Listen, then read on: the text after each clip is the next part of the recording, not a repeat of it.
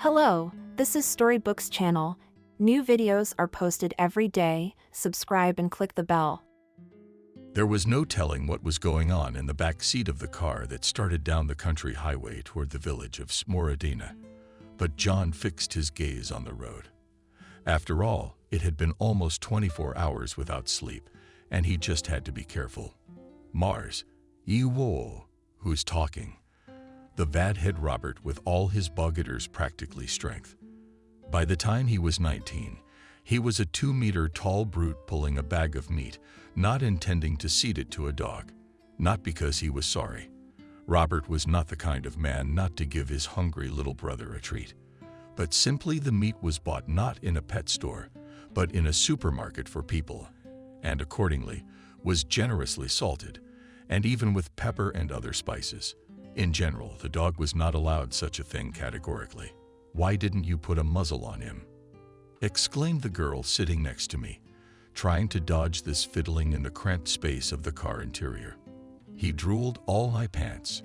"Why didn't you come with us if you don't like dogs?" Robert bellowed. "You snowflake. Who would marry you like that?" And Mars, "You also bite. Give it back. Yuck, yuck." Finally, the bag of meat was picked up and tucked deep into Robert's sweatshirt pocket. "Are you offended?" He turned to Emily's unmoied lips, which were tucked into her phone. But judging by the way she poked, holding back hysterical laughter, not offended at all. "That's what the people said, John. Let's go over it again, point by point." "Okay, we're going on vacation while we clean up." Yeah, I remember." Emily rolled her eyes. "You put the house on the market in the fall. The realtor has already found it, and he says that in this form the house will scare away all the buyers and reduce the value of the object. So instead of having a proper outdoor recuperation, we'll be bouncing around with paint and rakes for 2 whole months." I didn't miss anything. "Oh, come on," pushed her to the side Robert, and winked through the rearview mirror. To the driver he added, "Great. Let's have a good time. I personally have never been to the village in my life. I know it from my grandmother's stories. And I tell you, my friends, that we are in for a great adventure." John yawned widely and, smiling, shook his head. His companions were as usual in their repertoire. And maybe it was the law of attraction of opposites that made them all so good together. They were nothing alike. And then, probably by the will of fate itself, they met one day and, sitting down, intertwined exactly the threads of 3 kolobaks, unraveling everything in one basket. The village house they were traveling to once belonged to John's great-grandfather, then went to his great-grandparents, and from them already to his parents, who, breaking tradition, the land Pashu as the sphere of activity of the entire Melnikov family, became city dwellers. But then one day decided to return to the roots, albeit not in the full sense of the expression. In general, John never seriously considered whether he loved his parents. Of course he did, as any normal child should love his mother and father, if they were not, of course, quite egregious monsters and scoundrels. And John could not call his parents such, in spite of all their faults, the main of which was that at a certain age they decided to do away with bringing him up, living with him, and sent him out of sight. It was all about John being an unplanned child. He found this out at 17, about a month after his high school graduation, when his parents called him in for his first really serious conversation and to voice the decision they had made about his fate. Young John listened to it, and his cheeks flushed with a storm of your most diverse feelings of shame, anger, humiliation, and a sense of the unreal, the realness of what was happening. "I didn't want to give birth," the mother said. "I thought it was a purely female malfunction. I came out and missed my due date," the father added. "Then, of course, we decided that we would raise you, since the higher powers had decided," my mother smiled. And John, at this phrase, almost physically felt that she was lying. No, he thought later, you might have loved me. Some parental instincts had come to light, I guess. But first they decided not to give her to the orphanage, because it would not get rid of the problems completely, but would only modify them. You'd have to pay child support. and also would be ashamed. Ashamed in front of people, relatives, colleagues, friends. But nothing of what the young man thought, did not say. He just listened. In general, in his 17 years, John was very quiet, modest, and sullen, according to his peers and his teachers. Yes, he studied diligently, attended sports, even participated in amateur concerts, and also went to camp in the summer. But the boy lacked liveliness, or what? He lacked that direct lightness, which is inherent in all children and adorns the children's period of life, until the time when the guys are quite grown up. Believe me, you have never been a burden to us. The mother continued with feeling and took the father's hand, squeezed it, seeking support, and he nodded. Believe me. You couldn't have dreamed of a better son. We didn't plan you, but we love you very much. But now you are a big son, and we are not young people. We want to live for ourselves. We're thinking of moving to the country. Father put in his word. A country house, our family house. We'll rent out the apartment and live there. Fresh air, farm products. That's the way it is. And you, by the way, will have a place to come for summer vacation. Summer vacation? John asked in a colorless voice. Naturally, nodded his father. You're a student. And by the way, I think it makes sense for you to apply to a neighboring city. They have a stronger faculty there. If, of course, you plan to seriously build a career, they live from paycheck to paycheck. Then the neighboring city. Can I get a specific name? And who am I going to live with there? In this, John believed his parents to send him to a different locality. Nothing would be under his hand, but sincerely caring for him. Because in foresight and the ability to make solid decisions, seriously reflecting themselves on studies and work, they were able to always and know that he wasn't a welcome child, whose arrival is a major miracle for parents, who is adored even before he is born. It basically wasn't such a great discovery for him. Because, yes, there had always been some estrangement between him and his parents, but it was strange, frightening, and surprising to John himself. But somehow this conversation didn't hurt him too much. It rather drew a line, clarified what had been generally clear before. But much later, looking back on his childhood, John realized that no, he would not have wished for other parents. Yes, perhaps it was not perfect with these ones, but they still cared for him, did not hurt him, did not reproach him in any way. And as he believed in his heart, they probably loved him with time. It was just that for some reason in their family it was not customary to talk about such feelings in the open. But then it was too late. As soon as John turned 18, that is, this same year, in July, he left for a neighboring town.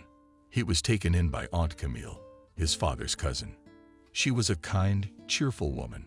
People around them usually say that they have a battery inside, that they are always glowing with positivity. Aunt Camille often came to visit, so John knew her well, and it didn't take long to get used to each other. Camille owned a posh 3-bedroom apartment in a Stalinist-era house. She also owned a small, but quite successful art gallery, inherited from her first and only now deceased husband. At the time of their wedding, by the way, they had a serious age difference of 32 years. But, as Camille herself said, they lived soul to soul, and she never remarried, choosing what to become in this life. By profession, John never doubted that he would be a translator. It just so happened that since childhood, foreign languages were given to him easily. He cracked knowledge as easily as peanuts. Studying in a university, of course, was a task not as simple as school time, but not badly given. In his native city, John, of course, remained all sorts of friends, acquaintances, but with them as quickly lost ties. The thing was that he was always a little aloof from other guys, which was largely explained by the fact that in school he was a typical nerd, and even a little behind the gang. No one let anyone cheat, told everyone that dabble is stupid, and to study hard. Then by the age of 14, John changed the direction of behavior. But as they say, the moment at school was missed. Neighbors continued to consider him a weirdo and a shiv. But in a new place, he managed to start all over again.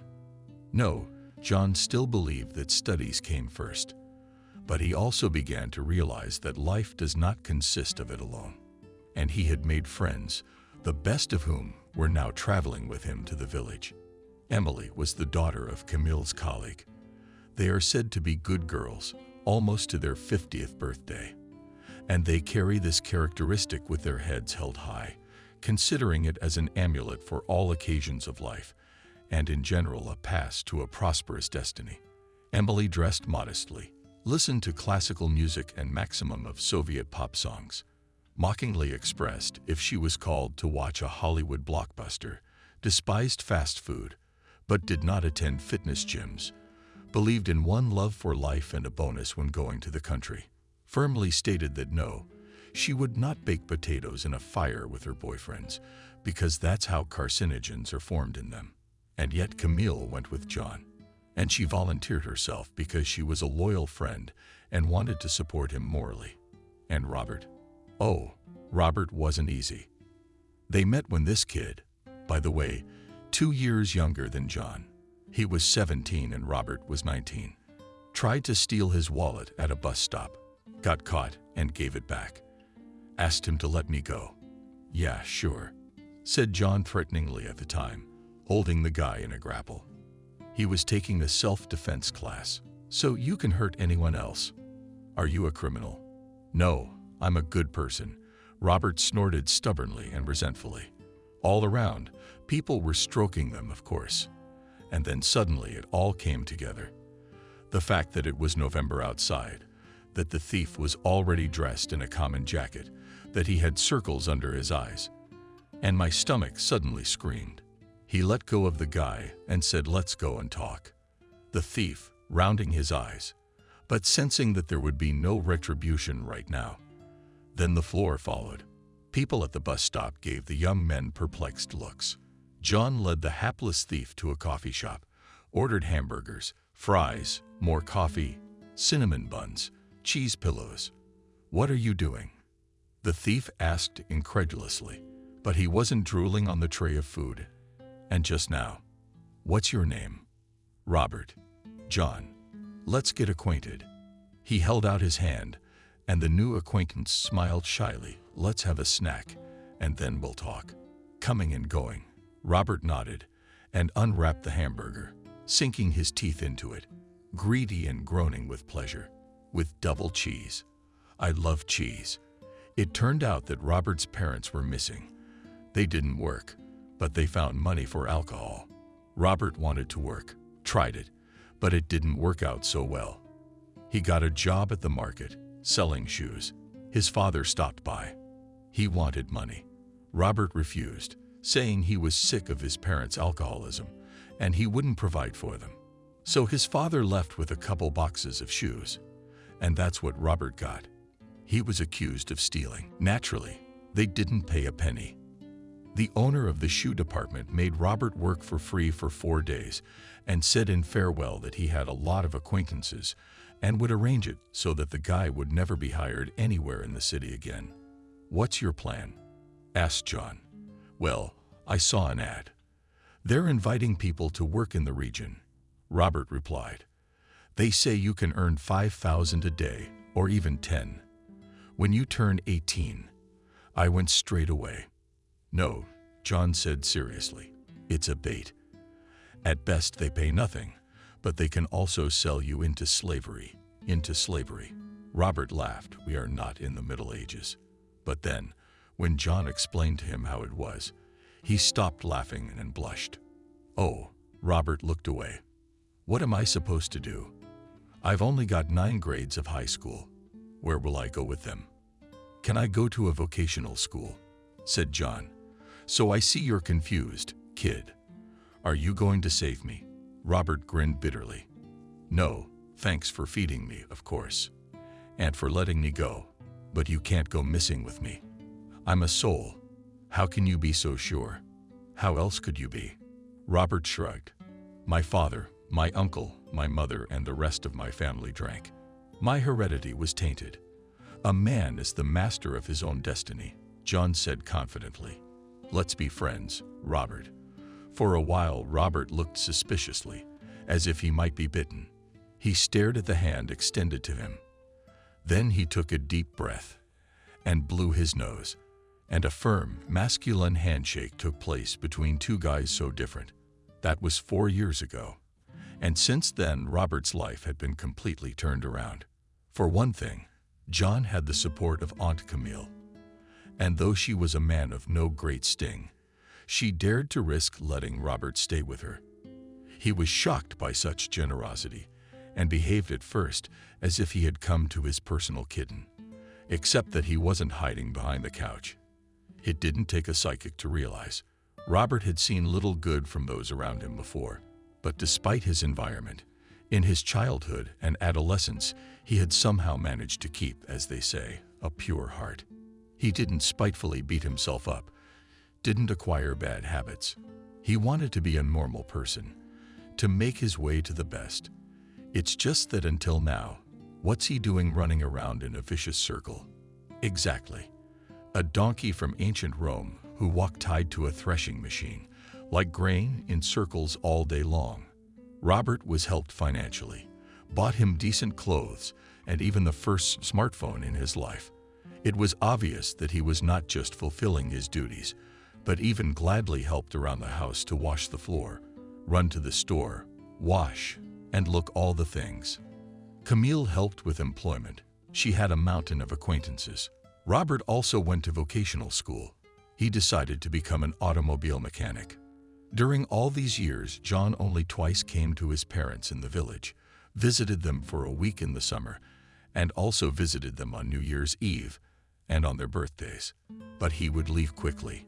He just felt that it was not necessary to drag it out with him, because the parents themselves live a wonderful life.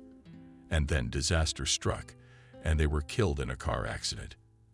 And that's when John really realized how much he loved them, and how hard it was for him to realize that he was not the child they could love with all their hearts. But life went on, and it was decided to take a vacation in the village. The summer was unusually hot and sunny, and then sell the house. The apartment parents John also planned to sell, but later and was going to buy real estate for himself in the city where he lived with his grandfather Camille, where his life now flowed, especially since he had recently received a university diploma, and therefore it was time to go and work. There was already a job waiting for him, as a translator from and into English, in a large trading firm. As for the dog Mars, he was not supposed to appear in a small company at all, but I did, joined just a couple weeks ago. It was a notable doggy in every way. Its breed affiliation, a Robert defined as a groovy brute, Emily as an ugly flea, get away from me, and John as a cocker spaniel. He used to live across the street and was walked by an old lady named Adelaide. Then the old lady died, and her relatives, having hardly returned from the funeral, threw marks out on the stairwell. He, however, not understanding why, with him so longing for the disappeared mistress, howled in the entryway, which annoyed the neighbors. So he was put out on the street, and there he was found by Aunt Camille. In general, she did not keep pets, saying that her heart belonged only to the cat to the other, which lived still at her husband. But past Mars Auntie could not pass, and Castro of Adelaide's hares, who must have been a fan from the other side of the world, cursed for callousness. Camille brought the spaniel home. The duties of taking him to the vet for preventive care and buying him stuff at the pet store were left to Robert, who continued to live in their apartment. The reasoning was that the guy can't go back to his home, to his alcoholic parents. Renting a corner is an extra expense, and at the start of his young life, it's better to let him live where he lived before. But now Robert, by the way, could pay his share of the utility bills. How'd he start making money anyway? He was a generous guy. He always brought a cake for everyone or someone else, flowers for Camille. Let the live animal hang in the fresh air, Camille said. So Mars went to the village. How beautiful, Robert exclaimed, when the car drove up the hill, from which they had a view of the village of Current. The expanse was indeed picturesque. There was a silvery ribbon of river, a ghostly mist floating over the flooded meadows. The clock showed barely 5 o'clock, and mooing was heard, delirium alive. There was a herd of cows in the village. The houses seemed tiny from here, somehow fabulously antique. Smorodina was not a crowded village, but it was a prosperous one. The locals had jobs in large agricultural holdings, and tourists often came here for ecotourism. Finally, the car reached the village and stopped at the gate of the right house. John got out to open it. "Cool," said Robert, when the whole group was in the yard. "If you're a fan of abandoned places," shook her head and wrinkled her nose Emily. "I'm sorry, John. I don't want to say anything." "Yeah, I know," waved his hand at the guy. "My parents wanted to live in the country, but had no idea how to do it right." The backyard was a sad sight to anyone with any understanding of village life. Shriveled out buildings, a fence overgrown with ivy instead of a vegetable garden, wild grasses. Already at the waist you were waving. There was a barrel lying decayed from time, which once held water. And it wasn't that it had been 6 months since the death of my parents, and there was no one to look after everything. It was just the way it was. And when John arrived, in fact, his parents kept the house more or less in order just to keep it level so it wouldn't fall apart. "I don't understand," Emily said, "why they didn't live in town. Did the mother's asthma get worse with age?" John replied, "The father took a remote job. They said he was drawn to his roots. But I agree with you. It's like living in the village, but we didn't become our own here." "I wish I had a house and a farmstead," Robert said. "I would have chickens in Russia, bought a cow and planted a lot of big and black zucchini." "Black are eggplants," Emily corrected him mockingly. "Let them be eggplants," Robert smiled. "The main thing is that it grows and bears fruit. Otherwise, you should be an agronomist." "Do you want to work with machines yourself?" Emily sighed. "I want to earn a lot of money. I already know how to do it. It's like tuning cars to do. I'll collect cars for rich people and rise on it. And then, and maybe, and in fact, to farmers to fix. Maybe here, or maybe I'll go to Sicily and grow olives there." "You were the only thing missing in Italy." Emily dipped back into her phone and walked through the house, barely looking under her feet. John and Robert started taking things out. Mars, clearly going crazy from the oxygen-rich air and the atmosphere of freedom. The Suburban ran around in circles. "Save me, help me." Suddenly, it sounded from the house, and the boys, throwing everything, rushed into the house. "What happened?" they exclaimed with glee. Emily stood on a stool. Her eyes were round, and there was terror in them. Her lips trembled. Her face was whiter than canvas there. She whispered and jabbed her finger somewhere on the floor. "A mouse." "There's no mouse." Robert squatted down, looking at the crevices in the floor. "It's under the floor." "The parents didn't seem to use it," John shrugged. "What did they have to store in there?" There was a refrigerator for groceries, drawers under the table for vegetables.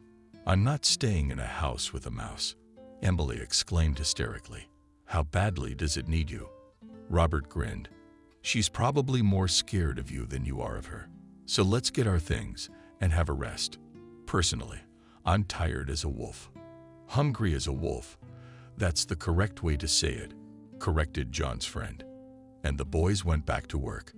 The skewers were cookies and cakes, which Aunt Camille handed out for the road. Boiled the kettle and sat at the table. Emily placed an overturned empty box beside it just in case and settled her feet on it. She dreaded the return of the formidable mouse. The dog was not left without food either. Several cans of canned food and a bag of dry food were taken for him. After eating, they began to decide where and who would sleep.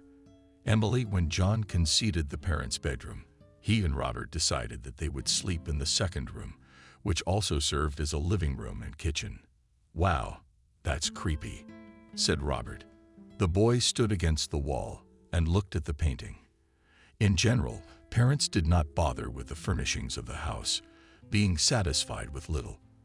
But there were a lot of paintings of reproductions of famous canvases, and all of them in one way or another reflected what John's parents lived.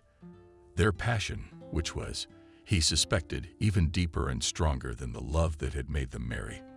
They had met through the fact that they had common interests. His father was then a university professor and was known as a ruthless, but also immensely talented history teacher. Her mother was an art historian who had just gotten her degree and was eager to work with something beautiful. By the way, Camille's aunt had told John that if she had not been friends with his mother on the basis of similarity of occupation, because Camille was an art dealer, then probably his parents would not have sent John to her. And so they believed that not only a relative, but also an intelligent person, and therefore can be trusted. John, by the way, did not agree with this very much. He believed that anyone, regardless of what they did in life, could be good or bad. Yeah, I agree. Soso supported his friend John, looking at the painting. I think it was some Scottish painter from the middle of the 18th century. The painting depicted an underwater world, like a lake among swarms of fish and seaweed. Carried along its bottom was Kelly the mythical horse, essentially a demon. Legend said that Kelly sometimes come ashore and wait there for daredevils, who, deciding that the horse is derelict, can become. They try to put a bridle on him or even sit on his back. Legend said that then Keller would throw himself to the lake, and even the most skillful and brave rider couldn't stop him. The demonic horse would dive into the water and carry the man to the very bottom, where he would naturally die. But this was not the end. Legend said that such a poor drowning becomes an eternal servant of the water elves. That's exactly what the hapless horse lover was depicted in the painting. He was pulling his hands up in terror, but he was already united and even greenish in color. Robert, in general, knew what John's parents were doing, but now he suddenly felt it necessary to explain something else to him. And my father decided that it was better for my mother not to work at all, not to waste her health, and she sort of became a housewife. Not really. Anyway, my father gave up teaching just to move to the countryside. He started writing books on history, in magazines, articles, tutors. He also worked remotely. Can you imagine when I said I wanted to study a foreign language? My father thought it meant I'd join the family and help him with his research. And when he found out that I just wanted to work anywhere but in this whole cultural history thing, we had a fight. I see Robert stretched out, looking at the next painting. There's an inquisitor burning a witch at the stake. What kind of research did your father do? Was he looking for pirates' treasure? No, John smiled. He said treasure was a myth, and real historians should dig deeper. Where? I have no idea, John shrugged. We hadn't talked much the last few years. My parents were doing something like studying local history. Well, about how people settled this region, about how the first settlements came to be here. I didn't get into it. And the boys? Emily distracted them. It's the neighbors. What do you want? Robert stretched his neck, looking out of the window into the yard. Let the landlord handle it. Emily nodded at John. A whole miniature delegation of neighbors came. First of all, it was Grandpa James, the old-timer, who in other times would have been appointed headman of the whole current. What rounded his eyes when he heard the price for which John planned to sell the house with the plot. No one would buy it for that kind of money. Is that it, boy? I know your parents, so I'm gonna give you some advice. Grandpa called your fingers. You wouldn't learn. You'd give in neighborly, humanly.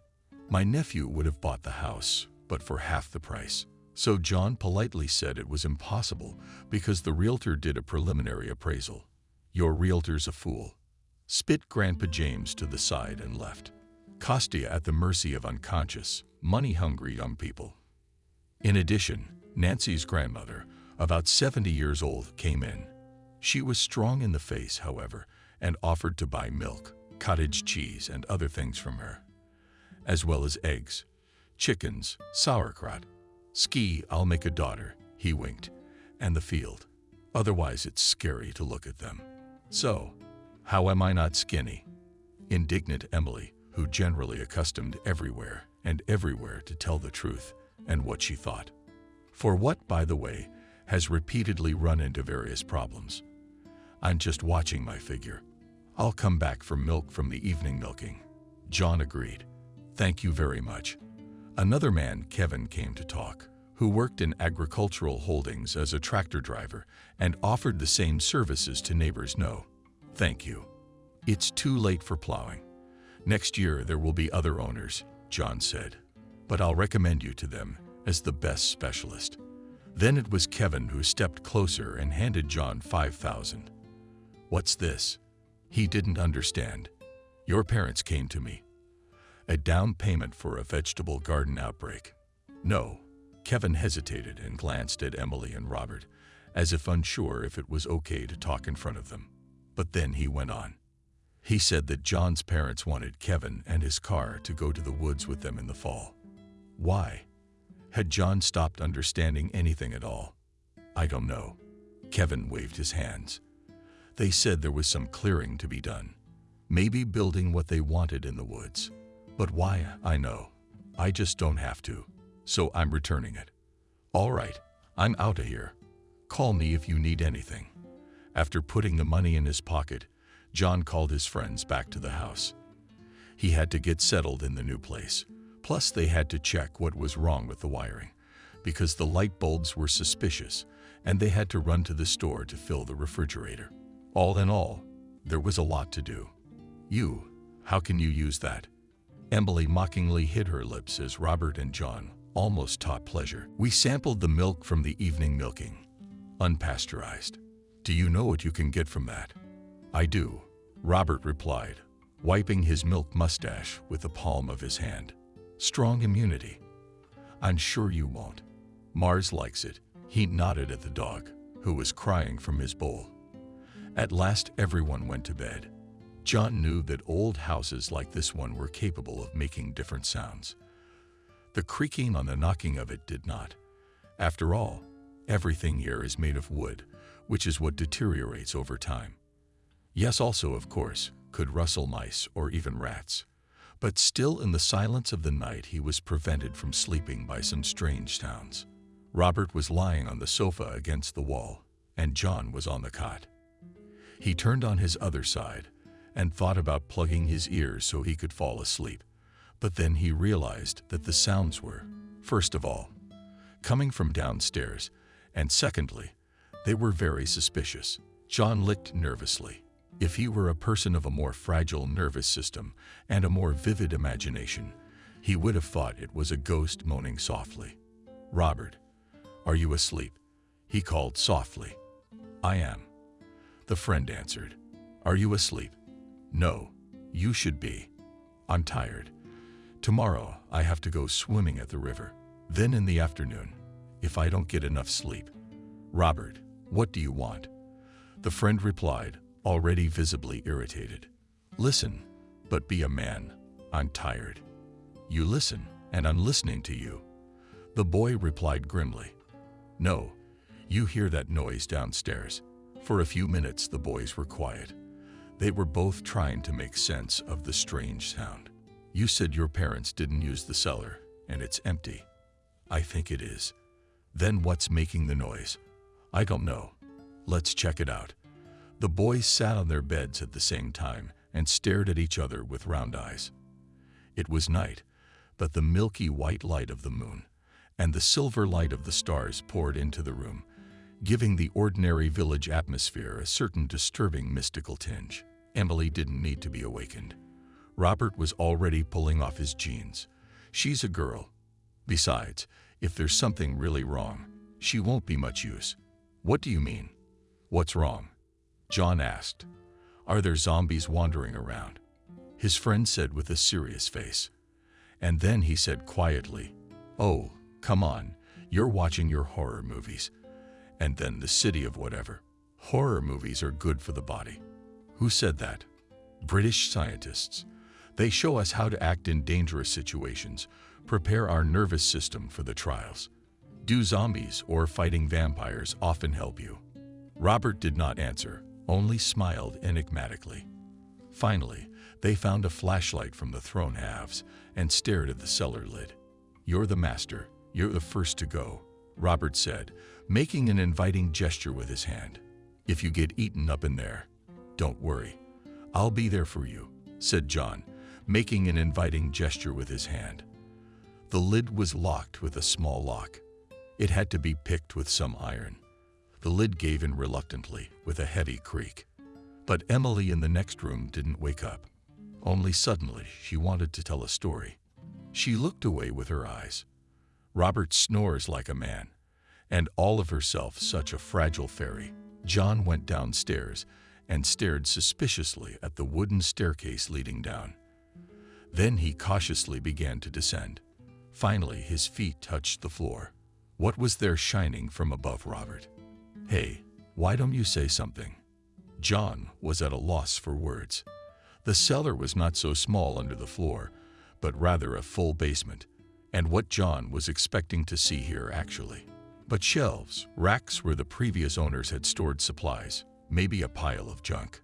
But what he saw coming down hard from the basement, you should see it for yourself. Yeah, Robert came in, walking heavy. He weighed a lot, and finally he was downstairs too. The first thing that caught his eye were the bookcases. Yes, it was a strange place to have chosen for them. But the fact was this: 4 cabinets full of books were discovered in the basement, and by the looks of it, it was an antique. Back in the basement, it was clearly being renovated, and not for $0.03. The floor was concrete here. The walls were leveled and painted. John pointed out the ventilation system to his friend. This place had clearly been done to perfection. There was also a massive table here, piled again with books and maps, also ancient-looking, as well as newer ones that were all scribbled with felt-tip pens and felt-tip pens. In the corner of the basement, Gromov made some equipment, the purpose of which the guys did not even understand, but assumed that it was something digital and complex. It was one of the devices, resembling a metal detector, that emitted the very sound that had initially attracted John's attention. The guy randomly poked at the digital control panel, and the sound disappeared. It must have turned itself on. Maybe that's what happens to complicated machinery, he muttered thoughtfully. But the main thing that caught his eye and made him wonder anxiously about the purpose of this place were 2 things. First, the cage was about 1.5 meters high, 3 meters long, and 2 meters wide. It was made of thick iron bars covered with rust, and there were 3 locks on the door. One of the iron was brand new. The second was silver in color, and the third shone as if it were made of pure gold.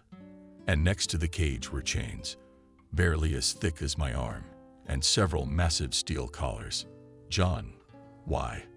What's that for?" asked Robert, who was no longer smiling or joking. "I don't know." The guy shook his head. He had just picked up a hardcover notebook from the table. It didn't look old. And when he opened it, he saw the dates and realized it was a diary. He also recognized his father's handwriting. "I'm outta here," Robert said, and started climbing up the stairs. "Yes, let's go in the morning." John swallowed the end of the phrase, "what in the morning, we'll figure out. We'll think about what this is all about." Yeah, it was definitely something to think about. "Boys, why so glum?" Emily asked at breakfast. They sat at the table and ate pancakes that Robert had unexpectedly made for everyone. He knew how to cook. Camille had taught him. But because of his constant business, he didn't even do it very often. "Yes," so Robert replied and glanced at his friend. "Looks like John's parents were maniacs. A basement full of maniacal gadgets. Why is Emily frozen?" She couldn't get a bite of her puffed pancake to her mouth. "I don't think they were maniacs," John sighed. "But in all the years I've lived with them, I've never noticed anything like that. And then no, it's just a cage and chains and old books. Where are the pictures of the victims or whatever it is that maniacs usually keep in their basements? Will someone please explain to me what's going on?" The girl exclaimed. "We'd better show you." The guys looked at each other. It was less scary to explore the cellar in the daylight, but still the little group felt uncomfortable and hurried upstairs. "I think this might tell us all about it." Emily nodded at the journal she had found. "Go on," Read it. It wasn't like this at all. They planned to spend the day. The sun was shining outside the window. Summer 12 o'clock beckoned with heat, and there was going to be a miracle on the river. How nice and breezy. But all three of them simultaneously felt they would not be able to rest until everything was sorted out. The entries in the diary were sloppy, with some dates missing. In some places over the text with a pen were made some notes with colored pencils. But his father's handwriting was small, ornate, easy to read, and John began to read aloud. Sometimes he was silent, skimming the text to pick out the main points. Sometimes he returned to what he had already read, and he drove his finger over the terms, as if he were checking what was already revealed next. And gradually the picture of what John's parents had been doing lately and why the contents of the cellar were so strange began to emerge before the little company. It happened that at some point John's father became interested in the works of a French historian named Charles Dubois, who, however, differed from most of his colleagues in that he belonged to those historians who held alternative views on many events and facts. His writings inspired Father John to look at the history of his native land in a different way. And somehow turning to the history of the earliest period of paganism, he saw in the local tales and legends parallels with the mythology of ancient Scotland and decided that perhaps the ancient people knew something. It also turned out that the idea of Father John fervently supported his wife, and so the two of them turned to the study of a local legend about a certain water monster Kona, who lived underwater, demanded sacrifices, and also guarded untold treasures. Historian and cultural historian. These are people educated and talented. The last years of their lives were devoted to the fact that they tried to find, learn, and understand how this legend could be connected with reality. It was mentioned in the diary that John's father also consulted a zoologist, that is, a zoologist, in unofficial science, who believed in the existence of mythical creatures not yet known to mankind, including, for example, the same kepi as well as Sasquatches, Mothman, mermaids, and unicorns. Father John pulled out antique books, maps. He spent all his savings on it. After reading this, John sighed. Now it was clear why there was nothing in their bank accounts after his parents died. Although they had once said that thanks to their frugal network their son would one day inherit a substantial capital. However, it did not seem to matter at all against the background of their sudden and terrible loss. So I understand correctly that your father wanted to find that water horse and the treasure it holds. Is that a cage and chains down there for him? Why are there 3 locks, by the way? What, really? 1 gold one. In Scotland, they believed it was the only way to keep him on land and tame him. There was silence in the house for a few moments. It was only Mars, who suddenly liked the idea of biting the half of it, who spoke, or rather, grumbled quietly. Each of the little company was immersed in his own thoughts. It was probably best to forget all this. The first to break the silence was Emily. You can't bring back the past, and that's all. Well, throw out all the unnecessary and give the books to the library. No, Robert waved his head. You could sell them on the internet. Collectors would snap them up. Maybe even make 1 million. What do you think? He elbowed John in the side. I think I never really knew my parents. He grinned sadly. It turns out they were crazy, and I didn't even notice any signs. Why crazy? Robert objected. You know, don't be like that. It was the parents. Yeah, the picture of the world was different from what they were used to, but you know, at least they treated you well. Mine are kind of serious. They don't believe in mysticism, and this is what it's come to. Booze, huh? Have you tried to cure them? Emily asked me out of the blue. It was as if she hadn't spoken to Robert about it before. Do you think you can take them off like babies and take them to the hospital? Robert snapped at her. All of them. I told them I hated being their son. They don't listen. And you know what? You don't need any advice, okay? I've tried everything, and no. Drinking more, losing their humanity, it's their choice. That's it. Buddy's not simmering down here, so I gave him a pat on the shoulder. We've got it all figured out and more. While he's on a country vacation, we won't broach the subject. Agreed. And finally, everyone finished the basement theme, turning to today. We decided that there was nothing to be lost in its entirety. And so we went to the river. There Robert playfully tried to drag Emily into the water, and she squealed that he was ruining her new blouse. "You're so boring," the boyfriend said, pulling sand out of his head because Emily had tipped it onto the shore. "You'll never find a boyfriend for yourself like that. But tell me who on vacation in the country dresses like for university or office work. All miss, I'm the smartest and most decent." He joked and dodged an empty seashell thrown at him. "I have my swimsuit with me," Emily said, "and sundresses and shorts." "Can't wait to see the prize," whistled Robert. "Just dressed as usual this morning. I'll surprise you tomorrow," laughed Emily. In the evening, so as not to bother cooking, they sent Robert to Grandma Nancy's, from whom they purchased homemade sausages. There was also homemade bread and eggs for breakfast in the morning, and everything else they could eat. Good living. Robert sighed enviously on his return. Granny runs everything. It was already known that Nancy's grandmother had a son and a daughter. The son lives in the city, and the daughter in the village, in her mother's house with her husband and 3 children. And the whole family unanimously obeys Nancy, who, despite her age, does not complain in the least about her health and does not intend to share a grain of power with any of the family. The next morning, while the boys were preparing breakfast, Robert took up baking pancakes again and said that John must learn the recipe because that would surely win his future wife's heart through her stomach one day. Emily undertook to sort through the books from the cellar, and the first few volumes raised new questions. "Who is B.N.?" asked she. "It says here that the books are from the personal library of one B.N.S., but your father's name was Alexander, right?" "Probably the previous owner, from whom the books were bought," John responded, after breakfast and examined the house and the farmstead. And John made notes in a notebook where and what should be fixed or redone, so that in the end the property would be sold in a decent condition and potential buyers would not have a chance. Picked on everything in the world to drive the price down. The next few days passed surprisingly measured, calm, and even lazy. After the initial anxieties about the cellar find had subsided, the little company discovered that village life was not as easy as it seemed. So was it not easy to get used to the quiet?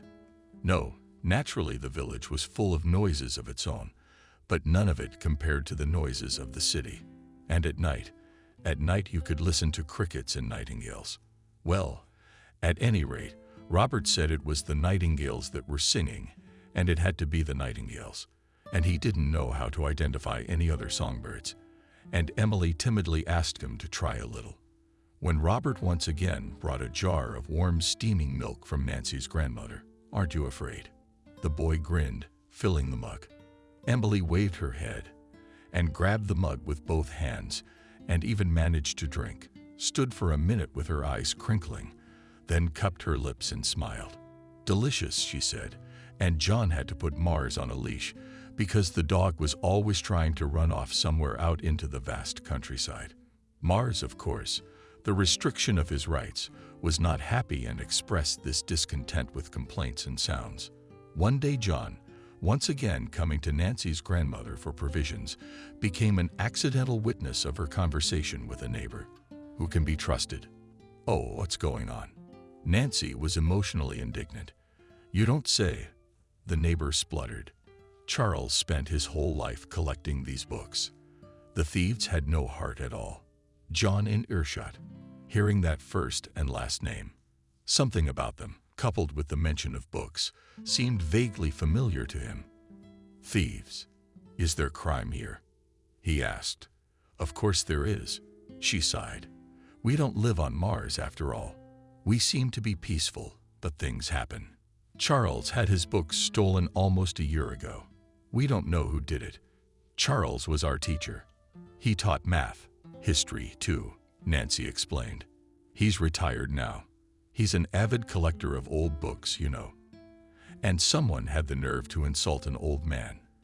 It's just awful," John muttered, desperately hoping his cheeks and ears weren't flaming scarlet, because he seemed to know exactly who had stolen Charles's property. He waited for Nancy to hand him the groceries he needed. Then he paid her off and almost ran. The milk, which he was afraid of spilling, prevented him from really running. He ran towards his house. "My parents stole the books," blurted out John, barely getting out into the hay, and told his friends everything. "What are we going to do?" asked Robert. "Should we return the books?" Emily said sternly. "It's an obvious thing to do," John thought. "But how to do it?" Robert said simply. "Drop it off at night along with a note in which to write a sincere apology. They might find us by our fingerprints, though. No one's gonna come looking for us." "Why would the old man do that?" said Emily. "Because the books were stolen," said Robert. "So he said that we returned them." Confused in the flow of thoughts of the interlocutor Emily, and still emotionally, said Robert, "I think we'd better just go to him and personally hand over the books," suggested John. And everyone looked at him as if he had no mind to explain the situation as it is. "After all, I'm not personally responsible for my parents' actions, and you are not involved at all. Just my friends." "Oh, okay. Perhaps this is really the most reasonable way out," agreed after some thought Emily.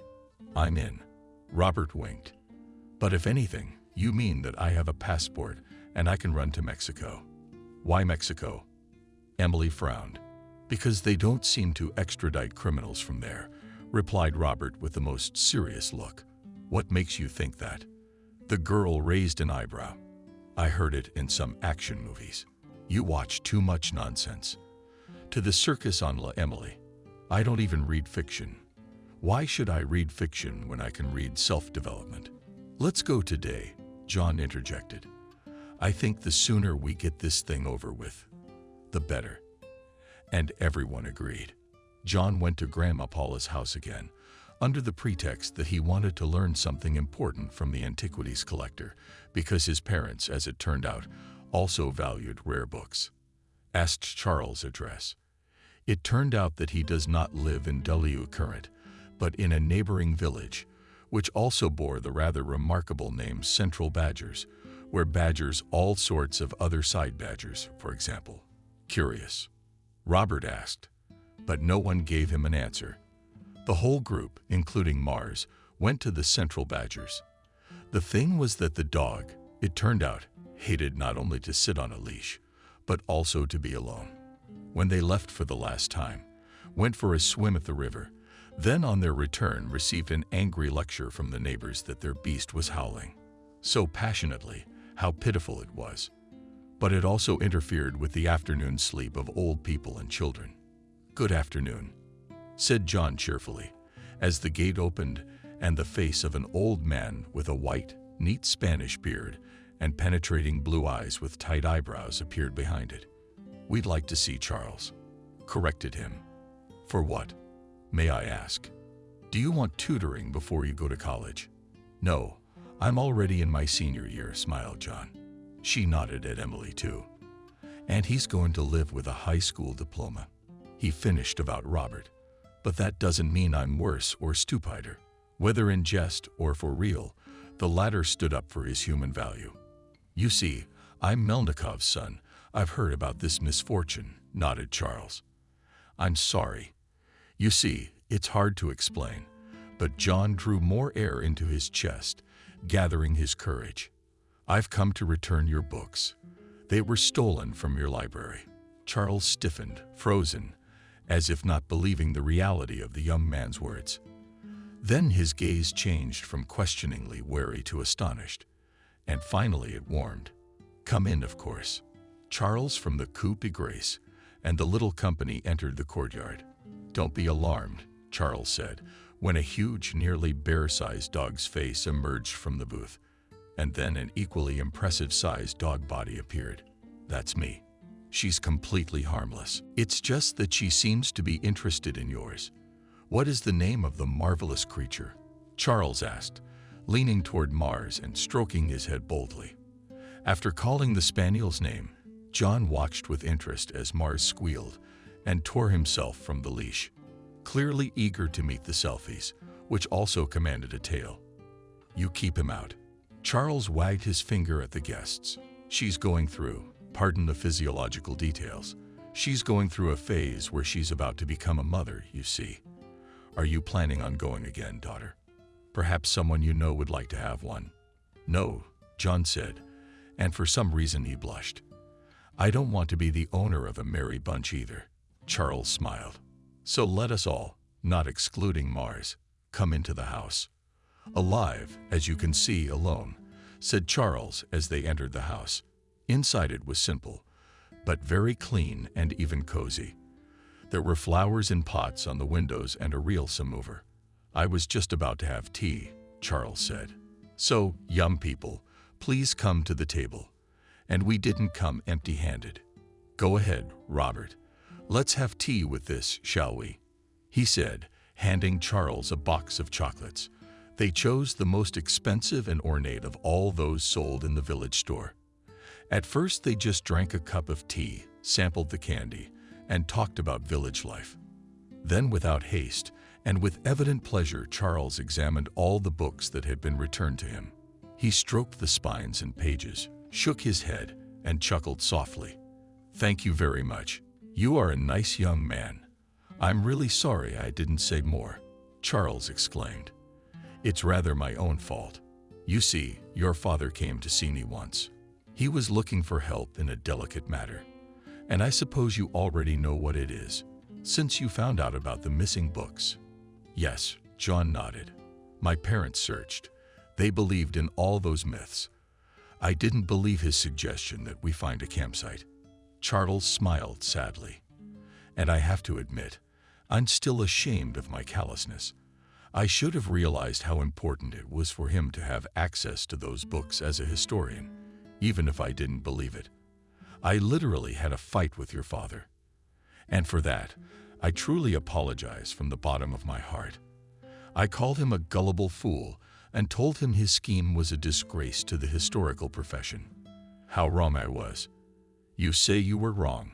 But why? Asked Emily. Did you now believe W? No, dear girl, smiled Charles. But what should I have lent my books? Was your father a good man?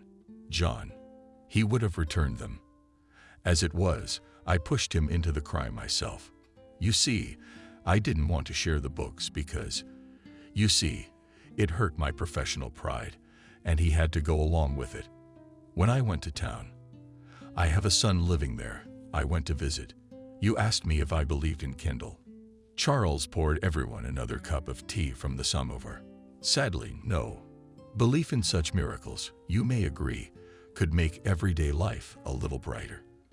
But I believe that almost every legend has some truth in it, in the sense that stories and legends and many fairy tales are almost always rooted in something real, even if they are presented to people in a highly altered, distorted form. He and Charles talked a little more about everything, and then they all went back. Current.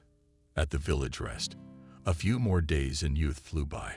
Behind the fence stood Grandpa James and waved, attracting the attention of those who went out into the yard. The old man looked worried. Have you seen our tractor driver? No, he hasn't, Robert answered. What happened? He asked. He's missing. What do you mean, missing? Asked Emily. In her hands the girl was holding a broom, in which courageously, though from the last nervous strength, she was collecting cobwebs from under the windows of the house. How should I know? James waved his hands. He had to go to work today, you know. And just like yesterday, he drove his tractor into the woods. So he disappeared on the way. He drove off, and he must have swerved. How's that? Robert was surprised. If the tractor goes anywhere, it won't be noticeable. It would leave a trail like an elephant. Kevin, I will not take the wheelchair through the field. He's a skillful fellow, Grandpa James declared with a thumbs up. How do I know? How did it happen? Maybe Leshy taught him how to cover his tracks and confuse them. Don't listen to him, said a woman in her 40s who came to the fence. We think Kevin left his tractor somewhere in the woods. We just haven't gotten around to it yet. He just said he had some important business in the woods, so he probably has nowhere else to be. We figure if we can't find him by tonight, we'll call a rescue team. Rescue squad it is. And since he went missing last night, it's time to call it in, Emily said. I don't know what could have happened to him in the woods, guys. She turned to her neighbors in the village rest. Let's help. Well, we can, nodded John. But however, he did not consider it a good idea. First of all, because he was seriously afraid that they might get lost. And then it would often be 4 people who would have to be rescued from the forest captivity. Unless, of course, they're used to whining about anything. It's a city snowflake. Emily will not attract the wolves that will eat it. And secondly, although he realized that it is extremely cynical, but John did not understand why. In fact, they should look for the missing tractor driver. In fact, a stranger to them, especially since there was someone else to do it. The villagers were gathering, and the rescuers were to join soon. But still, John backed Emily and Robert in agreement. Let's give Mars some of this man's stuff to sniff and he'll find it, suggested Robert. Mars doesn't look like a former search dog, objected John. He's more likely to be wooden or a former search dog without special training. Dogs can't do that. Too bad, said Robert disappointedly. Then I'll just now pack a backpack quickly and move out for. We left literally half an hour later. Grandpa James said that the villagers had decided to enter the forest from the outskirts of Rodinka, and so the small company, reasoning that there were enough people in that direction without them, decided to move into the forest from the river. The sun was high in the sky, and the friends figured that they could easily do, so to speak, their duty to search for the missing neighbor in a couple of hours, and then return home. They would have lunch and go about their business. It's beautiful, Robert exclaimed for the umpteenth time. I was smart to dress like that. It was hard not to agree with him. He had bought a light, but covering the maximum of the body, clothes, and even the cap had a special net to protect his head and neck from insects. John dressed more lightly and was now suffering from bites. And Emily in general went in shorts and now every minute complained about the universal injustice. You could have come back. Stay home at all. No, stubbornly declared the girl, and once again with a quiet tone slapped himself on the leg, knocking down a mosquito. I have a cream, refreshing for the skin. I'll put it on later. It won't help, Robert said in a collector's tone. I told you to take mine. It's insect repellent. It stinks. Who's going to smell you in the woods? And after another half an hour, when my feet began to itch unbearably, Emily finally agreed to use a special remedy. The friends walked through the forest, loudly shouting the name of the missing tractor driver. At first, they thought they heard the voices of other seekers, but then they determined that they had mistaken their own egos for them. The friends hoped not to stray too far from the edge of the forest. Who knows 10 signs that you're lost? Robert asked after a while. I don't know. What are they? Asked John, stopping and slumping against a tree. He pulled a bottle of water out of his backpack and gulped greedily. They must exist. But even without them, it's clear we're lost. Robert began. Yes, sorry they are. That was funny. Yes, it was. Emily frowned and looked around anxiously. We couldn't have gotten lost. Why not? John asked. Because we always stayed near the edge of the forest, and even the field was visible through the trees. The girl answered without much confidence. And now it's all forest, Robert sighed. And this is the 4th time we've come back to this point with mushrooms. So there are exactly 2 facts. We are lost. We are walking in circles. For a few minutes, everyone was silent. But wait. John grabbed Emily by the arm. Where are you going? Strictly, he asked the girl, who was breathing strangely, very hard and often, and her eyes were darting from side to side. Let me go. I can't stay here. I can't. She's panicking, Robert said knowingly. Slap her or pinch her harder, and she'll come to her senses, ignoring such harsh advice. John just gently shook Emily by the shoulders and ordered her to look him in the eye. We're going to get out of here. Calm down. It's not winter, and that means we're not freezing. We have water and food with us. We have half a bottle of water left on us at most. And Mars needs to be fed, Robert grumbled. But John gave him a scary look and went on. There's a bunch more villagers walking through the woods. Soon the rescuers will be here, so everything will be all right. Do you understand me? Can you hear me? Yes, answered Emily, who was finally able to calm down a little. Meanwhile, the sun was beginning to sink behind the treetops. Robert, praising himself for his foresight, fed Mars a couple of guests, grabbed some dry dog food, and poured the rest of his water into a bowl. Then he suggested we take a break. One could look at it all positively. With an uncertain smile, tried to cheer up the girl John. We're in for a real adventure. I don't suppose that's ever happened to you before, has it? Fortunately, I had a normal life before. Emily, on the other hand, had her nose perched on the trunk of a fallen tree. What are we gonna do? Sleep on the bare ground? There's plenty of conifers, John explained. If you don't break your legs, you can make a pretty good bed. But summer ones are warm and we'll make a fire, Robert said enthusiastically. We'll tell scary stories. Oh, Dizit is silent and please. I couldn't stand it, I shouted. And then Emily appeared. John shook his head reproachfully and asked Robert to be tactful. The man spread his hands but was quickly distracted. There were pressing matters to attend to. A fire had to be built, and the aforementioned Labnik had to be brought in. Soon it became completely dark, and everyone moved closer to the fire. The warm amber scarlet light was soothing and made them feel safe. Are there any wolves around here? Emily asked. No, it's been over 70 years since they were exterminated, said John. Sorry, I should have insisted we didn't go anywhere. It's not a vacation in the countryside. It's a bit of a mess. It's all right. We'll get over it. Robert smiled. Soon everyone, and even Bodrov. It seemed that 24 o'clock in a day Mars began to fall asleep, but barely rested on his paws, barely closed his eyes and relaxed. All three of them caught a glimpse of sounds coming from somewhere deep in the forest. Mars woke up too, raised his ears wary. What is it? Emily asked. And then suddenly she was beside Robert, as if his closer presence could protect her. It sounded like banging on a rock, John suggested cautiously.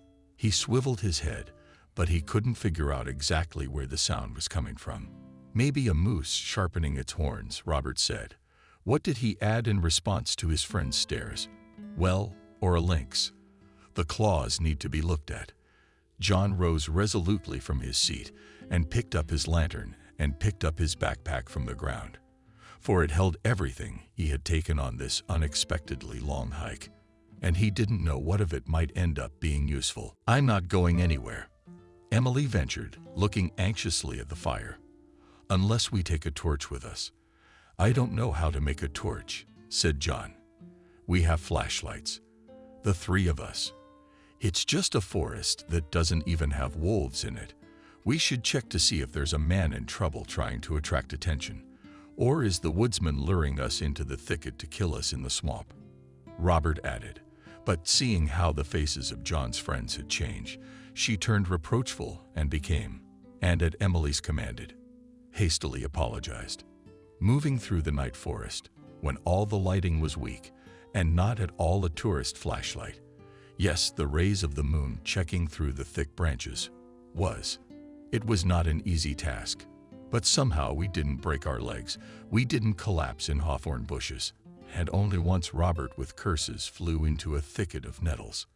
And then all of a sudden, suddenly, everyone was out in the clearing. It seemed that some fairy giant had simply sickled giants with whom Thoth had cut out a part of the forest, leaving an immaculately round ground, on which to make a mountain of green stones, but not because they were some rare rock, but because they were all overgrown with moss, cautiously warned Robert, almost flapping underfoot in places. That means we came into the swamp from this side of the forest. But here it's slowly beginning, I guess, and somewhere farther away it's a real swamp. We're moving this way, you know. This part of the clearing is dry. That's why the rocks are standing. They're underground. The sound stopped, John said, waving the flashlight from side to side. "Hey, is anybody alive? And do you imagine you'll get an answer?" "And negative," Robert joked grimly. "That's a weird question." "Oh, shut up." Almost crying, Emily asked. "I'll never go outdoors again in my life. I hate the forest. These prickles, insects, twigs. I want to go to the city," quietly whispered to his friends John. "Do you hear that?" They listened and indeed caught some sound, as if there was a rustling and a Smolensk mouse somewhere nearby. "There are people here." The whole trio jumped when they heard a human voice. It sounded strange. The story seemed to come from under the ground. "Where are you?" asked John, moving cautiously forward. And now, shining a flashlight under his feet, a voice reported from below. "Sad. I think I broke my leg." "Who are you?" asked John. "Kevin," replied the voice. "And you are the townspeople." "Yes, they are. We are Zator," Robert echoed and rushed forward. In his panic, he inadvertently grabbed the flashlight he had taken from Emily. The tech was running, and the guy was trying to fix it somehow. Left unlit, the girl fearfully took a chance and skipped following. "So I think I found it," reported John, stopping at the place where the rocks began. From the side, they looked like something familiar. And after a moment, John realized that it was like Stonehenge, except that the stones were smaller and more frequently spaced, so that there was little space between them. John moved very carefully, but his foot almost slipped into the black hole. There were also stones lying on the ground at this spot, but one flat one appeared to have been pushed to the side. Nearby lay the thing that had made it possible, a huge metal bar barely an arm's length thick. The flashlight beam slid down and snatched up a familiar face that reflected a renamed palette of emotions. It was indeed Kevin. It turned out that he had lowered himself down on a rope, but had tied it around one of the rocks insufficiently securely, as a result of which it had torn under his weight, and Kevin had collapsed down with an injured leg and no way to get out. The rope and his backpack were found nearby. "But why did you come up here in the first place?" Emily wondered. "The whole village is looking for you. Do you know?" "It's a long story," replied the tractor driver. "It seems that we have enough time to listen to it," said John, figuring out how to get the grief of speleologists outside. There was nothing suitable in the friends' backpacks, as it turned out. Kevin had another rope in his backpack, apparently a spare, but it seemed very thin and unreliable. But after thinking about it, John decided that if he screwed it in half, it might hold. And while he was doing that, Kevin spoke. He said he was just looking for something. "Looking for what?" asked Emily, who could have sworn that Kevin wasn't telling the truth. "Guys, it sounds like he was looking for the same thing your parents were looking for," Robert said.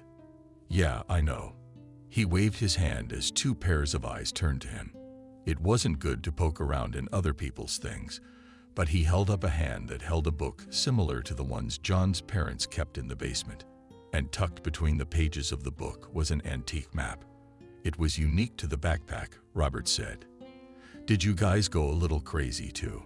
Were you looking for a water horse?" Robert turned to Kevin. "No," he answered with a sigh. "I was looking for gold. I've got a loan in the bank. My son's wife's nagging me. And by the way, I didn't steal those books. I just borrowed them. That is, if you follow the letter of the law, you took without asking, and in fact, still stole," summarized Emily. "I'm sorry," Kevin said pitifully. "When all this happened to my parents, I came to the wake, and I took it. Yes, I know, as a bastard did. But you're not gonna leave me here for that, are you? Get me out of here. Please, save me." "Of course we won't leave you," John replied, and threw down a rope. "Hold on tight there. Now we will lift a little, pull all three of us, and then grab my hand." It was clear here, Kevin. Everything was clear. And soon all four of us would pull the load together. But he was pulled out. The tractor driver stretched out on the ground, and for a couple of minutes just tried to catch his breath. Then he got to his feet and immediately ducked his foot. It was okay to step on, but it hurt. "So you were looking for gold. What made you think that one? Robert asked. Sighing, Robert looked around at his friends and finally spoke. It turned out that John's father hadn't just asked him for help. He wanted to move these very stones in the forest. So he shared the content of the legends. Kevin, however, did not believe in the water horse, but decided that this fairy tale could be really connected with buried gold, and the water horse was invented by the people to scare away the hunters for riches. So Kevin decided that we can't wait any longer. We have to get the gold ourselves. Until the townspeople also studied the books and went to look for it. How? Is there anything down there? Asked John. No, Kevin shook his head. Just some old hardware, right? Robert rushed to the rocks, lay down on his belly, and shone his flashlight inside. The cavity, or rather, the hole, hidden for years under the stone, was small and perfectly visible. Earthen floors, walls through which tree roots had worked, some old iron on the floor and clay shards. Maybe, Robert suggested, there was some kind of burial ground or temple of antiquity here. I don't know. We'll figure it out later, John said. We have to get out of here on our own, he added.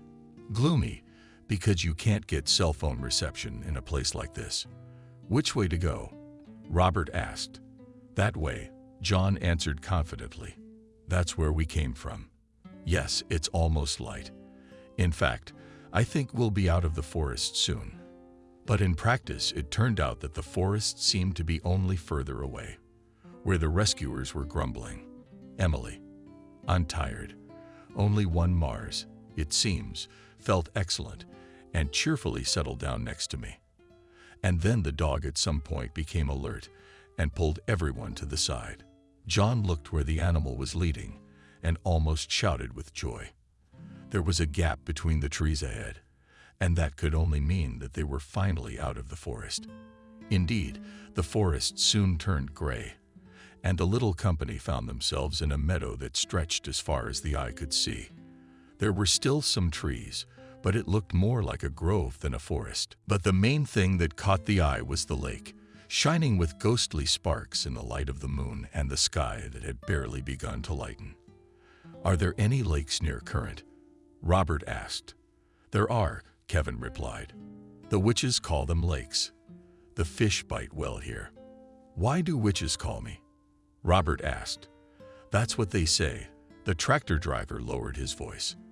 The cursed ones only come here at daylight. What kind of nonsense is that? Exclaimed Emily, who had barely left the woods. The common ones are back. Her skepticism and intolerance if anyone was superstitious. You'll tell me it's a creature that lives here. What's his name? Emily took a few steps ahead of the men and stood in front of them with her hands at her sides. All right. Listen to me carefully, everyone. As soon as we get out of here, I'm going straight home. I've had enough adventures. Right. The wind's blowing. Too bad about the mice. A bird called out in a long, high-pitched squawk. As Robert Vodianova said, the horse's name is Kelly, and he's the one right behind you right now. Emily opened her mouth to answer Colk, and to whip that insufferably moo-type seagull who had recently caused in her such a storm of contradictory feelings. But she didn't make a sound because right now a sound came from behind her back. It was a heavy, thick, voluminous, horse-shaped horse. Emily turned very slowly toward the lake. There, on its opposite side, a black head had emerged from the bushes. A thick, wet mane fanned her and the horse's neck. Twigs and something green were tangled in the beard. It seemed that the eyes, black as agates, barely distinguishable on the raven color of the creature, looked piercingly into the very souls of the people gathered on the shore. For a few moments that seemed like an eternity, the creature just stared at the people. And then Mars was angry with a piercing bark. It was as if the genetic memory of the ancestors had suddenly awakened in the small apiary. After all, representatives of this breed were originally bred as hunting dogs. He fell down on his belly button and, sliding, grumbling at all odds, moved forward. Several ducks erupted from the nearest bushes, clearly frightened of such a formidable enemy, a mysterious creature. The black horse froze. He scrutinized the approaching dog, who, however, did not yet venture directly into the water. The canal creature again lingered loudly, shrilly, menacingly, and darted forward with powerful legs, knocking the water into the lake, raising a cloud of spray. The people on Bereshko screamed as if on cue and scurried away. Marks, apparently realizing that he had overdone the grumbling, also scurried away. "Tell P," shouted Robert. "Run for your lives." The tractor driver was running fast, despite his sore leg, and was already hiding behind the trees. John also rushed, but behind. Emily cried out. He turned around. The girl tripped and fell, and the water horse was already looming over her. Streams of water flowed from his magnificent watery hide, mane, and tail. The rising sun was reflected in the water, giving the illusion that the horse was shining, as if studded with diamond dust. "Stop," John exclaimed. "Stand still. Who did I tell you to stand still?" He angrily called out to the men before they could get lost in the forest again. "Emily." He approached the girl, who, lying on the grass, was curled up in a ball. The man covered her head, and hard on the sobs of the oxen. "It's just a horse, Emily." The animal meanwhile finally got out of the lake, which must have been because it was a hot summer and the water level had dropped. It reached his neck as the horse crossed it. The horse looked at the men with curiosity. He was not at all hostile and looked rather very interested. "Why, that's it. That's not our animal," Kevin, who had returned, exclaimed. "Oh, I remember. It's always dying. Servant, where all the cattle graze, clean and walk around in the middle of nowhere. Don't be afraid." The tractor driver turned to Emily, who finally got to her feet with John's support. Wet with dew, shivering, and still talking through his nose. "He's docile, but he can bite." "Don't be impatient," said Robert, who had also returned, and there was disappointment in the guy's voice. "Okay, so everything's fine. And he's so handsome. I wish I had a horse. I'd drive it all over the world." That's what John said. "Let's go back, shall we?" "But where to go? You're not lost now." Kevin waved his hand. "Here it is. We'll go around the lake here, and then we'll come out of the mountains like currents. Let's go, shall we?" The return of the lost tractor driver was greeted with great enthusiasm by the villagers. They had already had time and were about to call rescuers when they realized that they could not find the tractor driver themselves. "It's all right." Kevin fought off the neighbors' questions. "I got a little confused. Well, I'd had a few drinks, so he decided to take a ride on the tractor. Yeah, I remember where it's parked. What's all the noise? It's not going anywhere. Of course, nobody's driving it away. Who would steal it near the forest? Hares. It's all right, but I'm going to see a doctor. I hurt my leg." Robert, John, and Emily looked at each other. It was clear that Kevin did not intend to share the story with anyone, and the hole he had found in the woods was under rocks.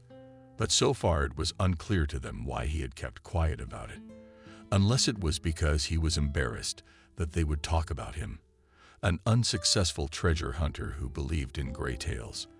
Finally, everyone returned home and slept the rest of the day because they were very tired. The friends woke up only to have a couple of snacks and, of course, to feed Mars. The next day, a realtor from the city unexpectedly came to the village. A real estate agency employee came to say that in principle, a house can be very much a not to repair because it has already found a buyer who, in fact, needs only a plot of land, and he would demolish the wooden house and build a brick one instead. John understood that in principle it was a normal, businesslike offer and that he would have less worries. But at the same time, it gave him an unpleasant feeling in his heart. After all, it turned out that the farewell to the home of his parents, the home of grandparents, distant ancestors, it became closer and took on more real and harsh features. But the boy answered in agreement. "I'm not a gardener myself anyway." Yes, and go far away, if just for a weekend vacation. He explained his decision to his friends. "So I'm selling unequivocally." "And what to do with all this?" asked Emily. "You can't give the basement as a package." "Of course not," agreed John. A couple of days later, he visited Kevin, who announced that his leg was almost completely fine. It was just a little sprain. Kevin agreed to help clear out the basement and soon showed up with all the necessary tools. The same cage needed to be sawed down so that it could be taken to the junkyard normally later. Castle's silver and gold John decided to keep as a memory of his parents. He also decided to keep his father's diary and some books from their personal library. The rest of the volumes were photographed by friends and put on the internet for sale, but a few more books he decided to donate to the local village library. "What are these?" Robert asked. He had seen John wrap a few particularly ancient books in gift paper and tie them nicely with ribbon. He had bought both the day before at the local store. "I think we should do some justice and pay one person a visit after all." John smiled. "By the way, we saw Mars. I asked him to eat, but he wouldn't come." "He seems to be running around somewhere," Robert said. "It's not all the time for him to sit on a leash, right?" Soon we went to the neighboring village to see Charles. Not empty-handed again. This time we took a cake, which, by the way, in order not to spoil while walking in the hot weather, we put a cooler in the bag. Charles, fortunately, happened to be at home. He was surprised by the guests, but surprised pleasantly, and immediately went to put the samovar on for a tea party. "Mars," John marveled when suddenly the poster's face appeared from the box, followed by the spaniel. "I was just about to take him to you," said Charles. "He ran straight to my girl. I guess they're in love. But if they do breed, he'll be in good hands. Don't worry, I'll take full charge." Finally, we sat down at the table. Charles praised the cake and opened the present with a sigh of sympathy. "You know, after your father came to see me, I went back to that conversation more than once," he said thoughtfully. "And after your parents' accident. Anyway, I decided to do some serious research on the subject. Just a moment." With a warning thumbs up, the old man got up from the table and went into the next room, where something was rustling about. "Here," he said, when he returned and gently set down on the table a book from his own collection. It looked as if it might crumble at the slightest touch, but the pages inside were remarkably well preserved. "See?" Charles asked. Robert, John, and Emily leaned toward the page. They couldn't make sense of it. "It looks like some kind of puzzle," Robert suggested. "And you?" Smart glared at him from behind a glass of his glasses. "Charles, would you like to go to history school?" "No, thanks for that," Robert smiled. "There are only two things I like about history: adventure books and movies like that. So, have another look here. It's really interesting," Charles said to his guests. And finally, he explained himself. He also opened one of the books that John had given him and said that similar information in it directly confirmed the truth of some facts in the book that Charles himself had owned, and the accuracy of the information he had doubted until today. It turned out that the page really depicts a puzzle, and the book itself was written in the middle of the 19th century and spoke in it just about those local legends with Kippy and gold. However, this scientific work was not widely disseminated for the reason that its author rejected the idea that somewhere in this area could be buried untold treasures. He believed that it was some ancient pagan monument dedicated to some pagan deity. He believed that what could be discovered were antiquities, priceless objects that belonged in museums, but not trivial piles of gold coins. It is believed that it could have been an underground temple and that it could have had hiding places, which were, literally not far from the mole, possibly right in our very forest. And theoretically, having analyzed this puzzle, I had already established the approximate coordinates of the hiding place. And in that book you gave me, it was such a wonderful coincidence. There was a confirmation of that, too. "Actually," said John, looking on, "with Robert and Emily, we seem to know what you're talking about. We seem to have found one such hiding place," Robert added emotionally, and he swung his hand so hard that he almost knocked the cup to the floor. "Are you serious?" Charles looked at them incredulously. The little group had to tell the whole truth about their night adventure. Charles listened to them, nodding attentively and stroking his beard. And at the part where they met, Seder laughed heartily. Well, young men. He shook his head. I think I need to see it all with my own eyes. And right away. No, Emily protested. We'll get lost again, won't we? Absolutely not, Charles smiled. I know these woods inside and out. I grew up here, and I know the place you told me about too. We used to play there often as kids, but who would have thought that underneath one of those rocks could be such a secret? It turns out my hunch was right. Let's go. Let's find out tonight. Let's not take Mars with us anymore, said Robert. He might get off his leash this time and get lost in the woods. Can we leave your dog here? Charles suggested. They are with Fifa and get along well. Trusting Charles not to get lost and to return even before the sun sets, you set off. Emily had thoughtfully and generously poured bug spray on herself this time. The clearing with the stones seemed less mystical in the daylight, and the rocks themselves seemed smaller. Be careful, please, John asked. He noticed the vigor with which Charles intended to climb down. Oh, young man, when I was your age, I spent all my free time hiking. And such experience, you know, is not forgotten, Charles answered cheerfully. And then, much to the surprise of those present, he skillfully fixed the rope on the trunk of the nearest stone circle. The tree threw it down, then sent the bag with some intercepting tools down there, and finally climbed down himself. For a while there was only some rustling from below. This is incredible, Charles exclaimed. You've got to see it.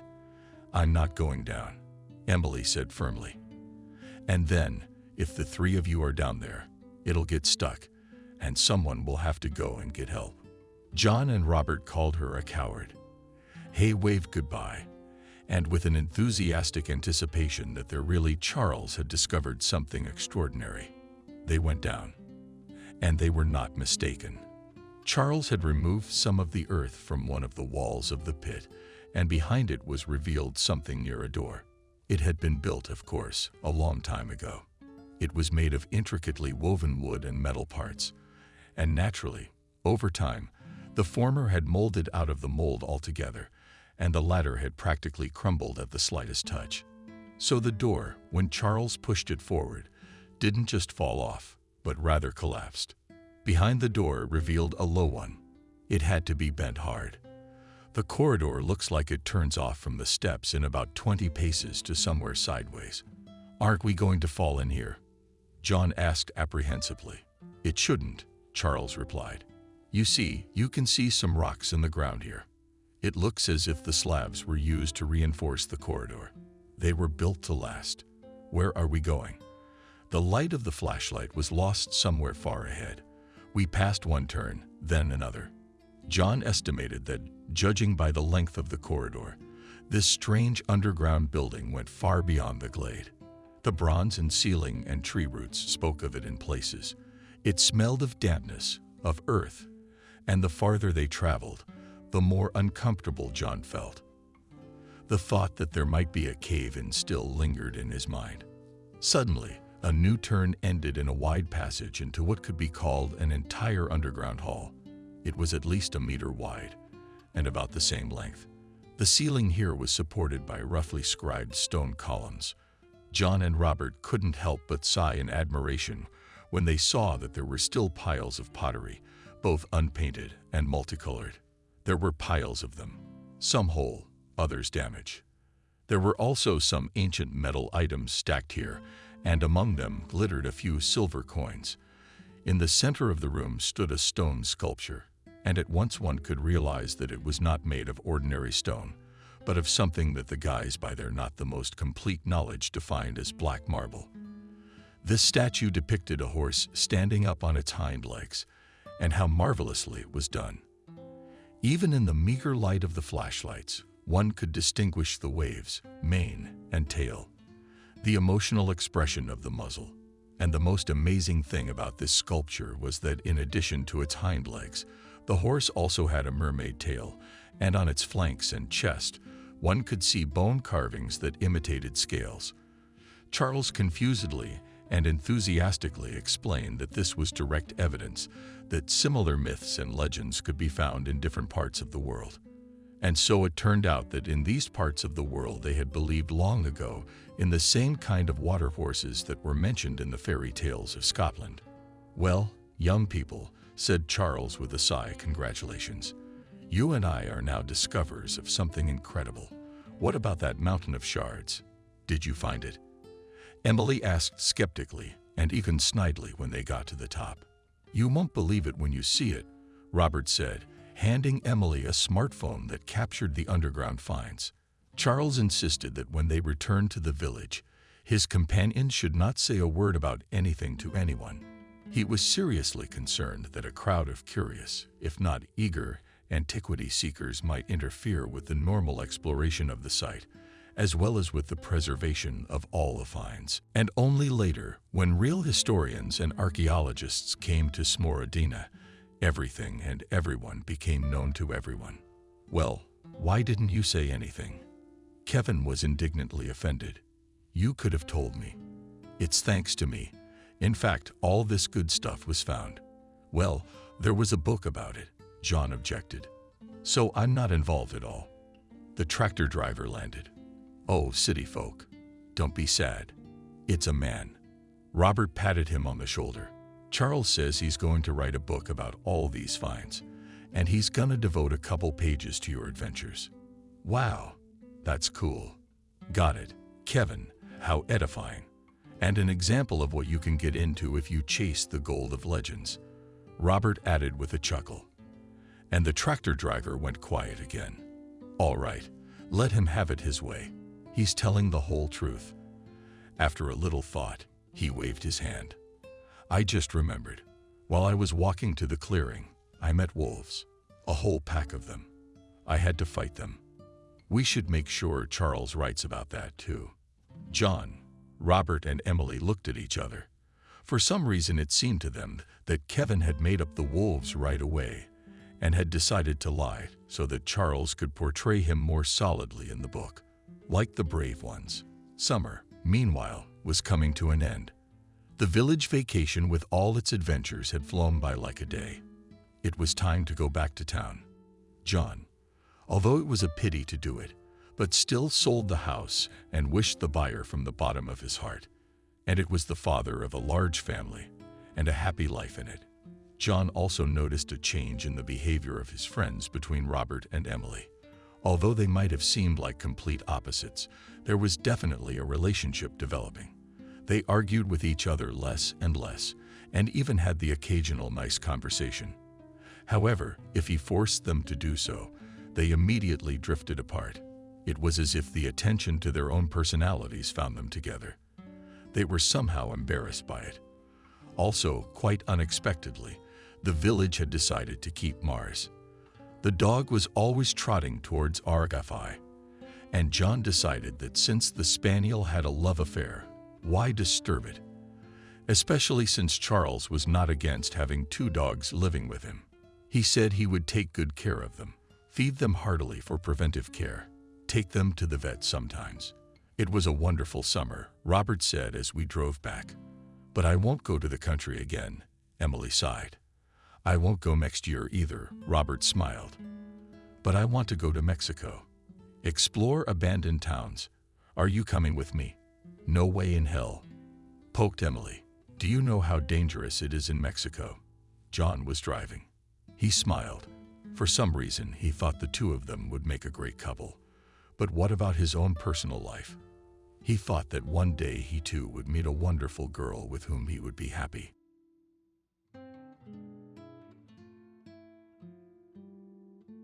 Subscribe and click the bell. The sun was blazing down so hard that even her breath was getting hot.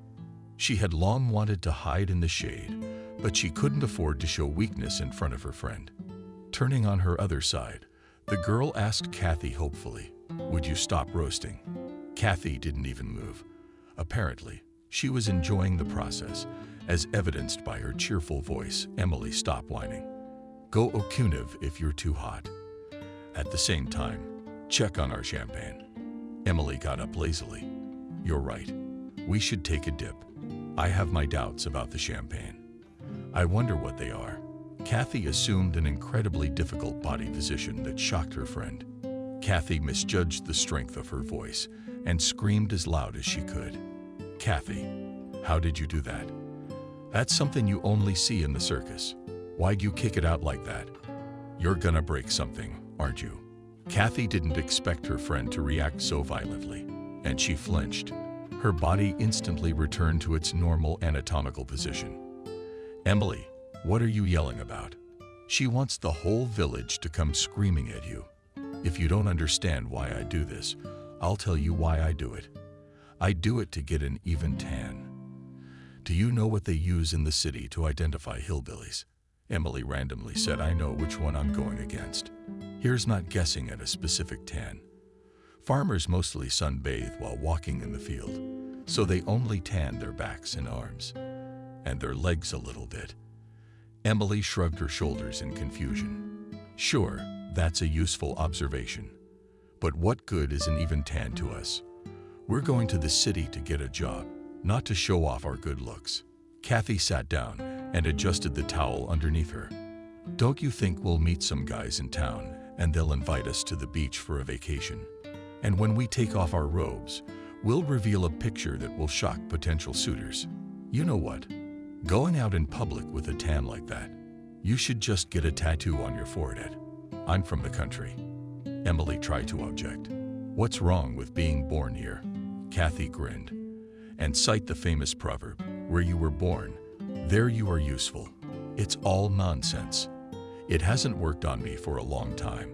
Having expressed his opinion, Kathy turned his attention to his flushed flanks. I think I'm a little burned out, and therefore it is time to urgently take remedies. The girl looked at her friend, who continued to stand beside her. And already the commander with such a tone ordered Emily, why are you frozen? Get the champagne. This is the best remedy for sunburn. The face of her friend took a suffering expression. Kathy, maybe you shouldn't get divorced in this heat. Kathy also gave her friend a look that she could do just as well. Soon the splash of water was heard, and then the satisfied voice of Kurkova. Kathy, the idea of Kunis is such good water.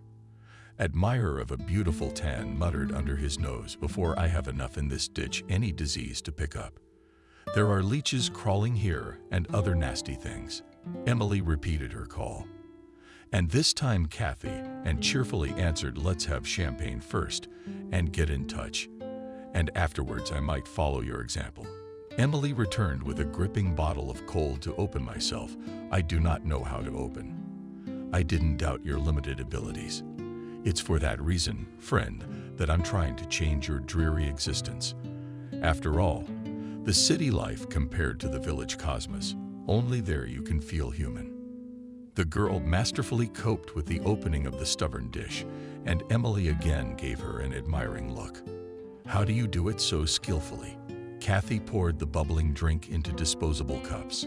I worked in a bar there at one time and learned the art. To be honest, life in the city isn't sugar, and not all newcomers are welcome either.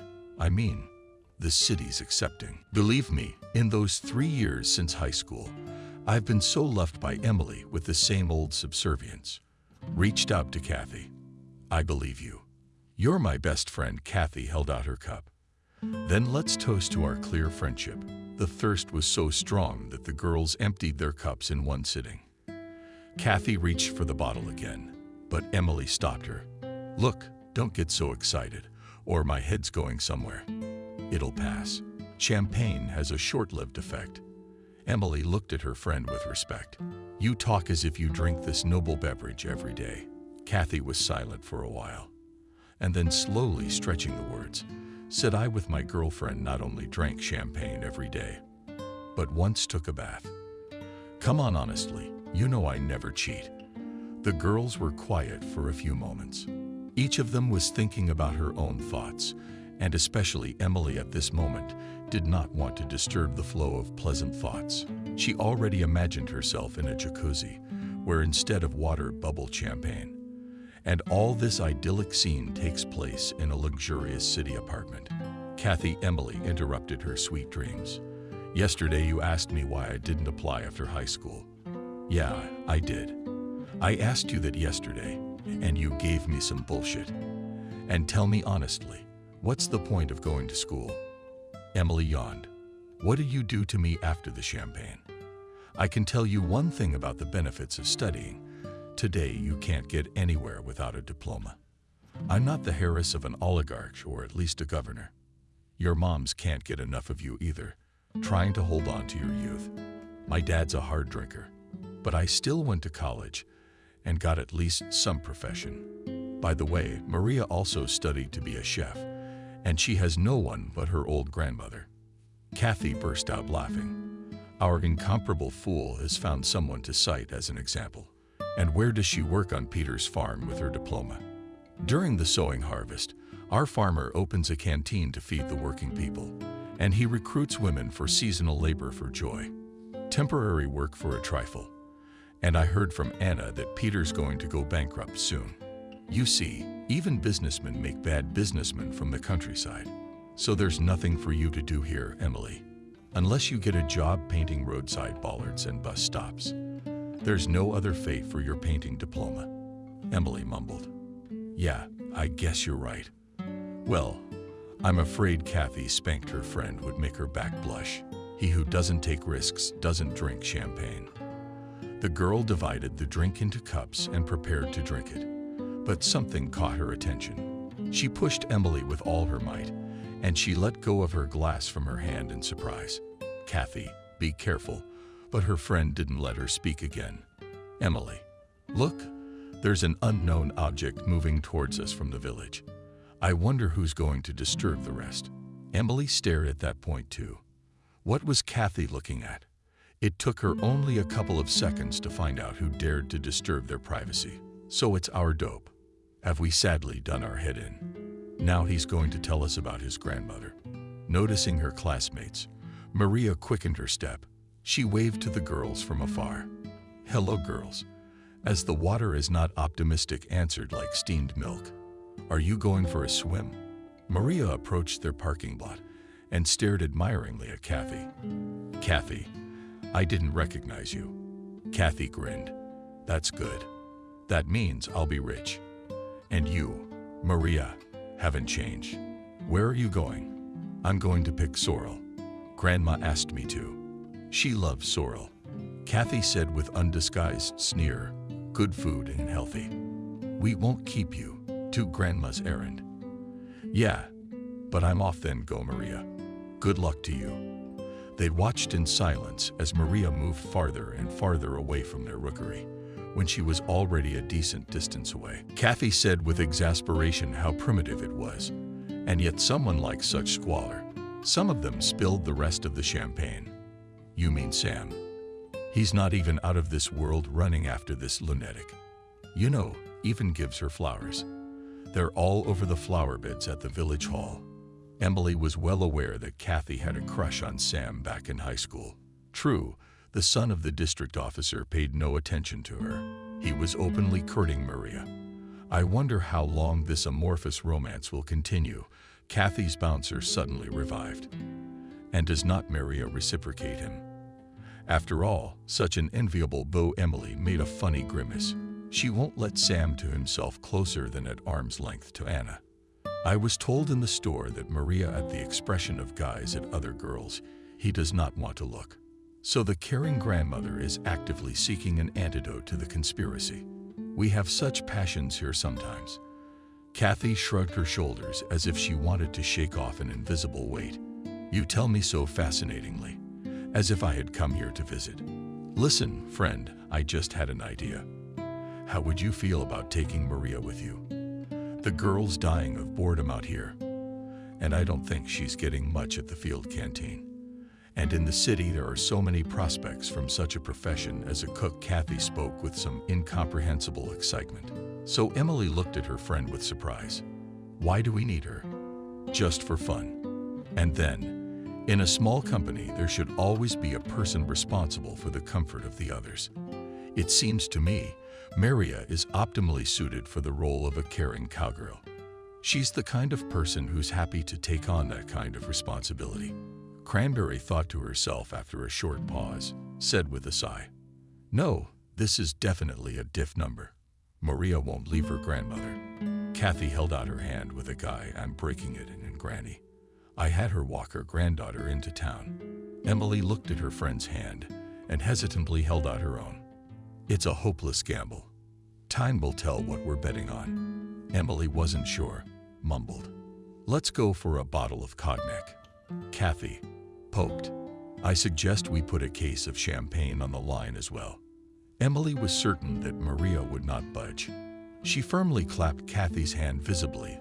They switched to more pleasant topics. Under the sun, the champagne hit the girls' heads hard, and they were up to their necks by the throats or songs.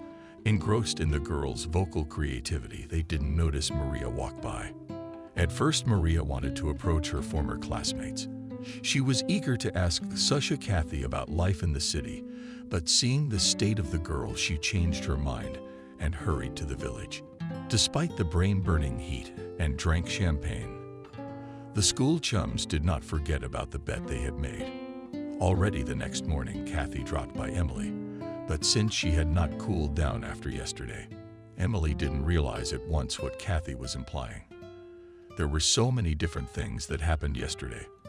For example, the neighbor's pig ran away, and Betty had had her plow stolen right out of the yard by an unknown villain. Kathy squealed. Emily's already thin lips don't pretend you don't understand. I'm asking you directly about our argument without innuendo. Do you remember the bet we made by the river? I'm interested in this question. Do you still want to put on a great show, or are you going to back out? And what else? She never backed down, and I will also go to the end. The girl said this slogan quite cheerfully, though her eyes no longer had the fire of yesterday. She looked at her friend pleadingly. Kathy, maybe we shouldn't have this argument. Imagine if we had to put up with Maria for a few months. She's like a drag, isn't she? It's tedious and monotonous. But she'll be the one to pull chestnuts out of the fire for us. And that's worth putting up with her company for a little while. But if you don't want to continue this sociological experiment, we can cancel the bet. By mutual consent, but you do realize you'll be considered the loser. So that leaves you with a case of champagne. Emily very emotionally remarked, Kathy, did you come up with these rules yourself? Tell me, do you have the same attitude towards me as you do towards one? You consider me as a guinea pig too. Kathy wiped more on his eyes. How could you think such a thing? You're my closest friend, but you know all about that. Let's not make a big deal out of it. Let's go over to Maria's right now and talk to her. Okay, let's go. Kathy was the first to jump out. They clung to her reluctantly. The village, a novelty, occupied an area equal to an urban settlement, but the whole inconvenience was that it stretched for several kilometers along the river. The terrain was in places, and therefore the trek from one end of the settlement to the other took a decent amount of time. The logistics were also affected by the water barrier. Therefore, villagers for a long time used all possible means of transportation, including boats and even homemade rafts, to simply go to the store or visit relatives. Few people risked using the bridge, which did not inspire confidence because of its dilapidated condition, because an important issue needed to be resolved quickly. The girls dared to cross the river on the emergency bridge, and after only a quarter of an hour they were already at their destination. Miranda, Maria's grandmother, was in the yard when the unexpected guests arrived. Good health to you, Miranda, an elderly woman back, and you girls do not know any Roba. Kathy took over as negotiator. She winked at Nikita and burst out. Yes, we to Maria business is very important there is. You can call her. Miranda went to the wicket and pushed back the heavy iron bolt. You come into the house and talk to her there. Maria is just cleaning up, and there's no need to shout. I can hear everything perfectly well. The landlady's remark did not embarrass Kathy in the least. The girls thanked her for her warm welcome and followed her into the house. Maria was genuinely happy to see the guests. Oh, girls, be careful, because we're in a mess. I didn't know that my grandmother and I would have guests at such an early hour. You must be here on business. Although Maria was not beautiful, her cornflower-colored eyes were incredibly powerful. When she looked at her friends, they involuntarily moved under her gaze. Therefore, they immediately answered the question. This time it was Emily who entered the dialogue. Yes, Maria, we have a business to you for 1 million, or maybe even 2. We wanted to offer you to keep us company for the duration of the labor shift. Emily briefly recounted the gist of the matter. Of course, she made up a little for the colorful network. But even this subterfuge did not convince Maria. The girl plunged into reflection, and her classmates did not try to speed up the thought process because they were afraid to scare the game away. Of course, Maria had no idea what role was assigned to her by her former classmates, and she really wanted to try her luck in the city. Secretly, she herself had been making such plans for a long time. She could not take her household on her grandmother's shoulders. So after a long pause, Maria answered very calmly, "Girls, thank you for the invitation, but I cannot leave now. Maybe in winter it will be possible, when there will be less work at home." And now Emily. The guests did not expect to be rejected so soon and were ready to say goodbye.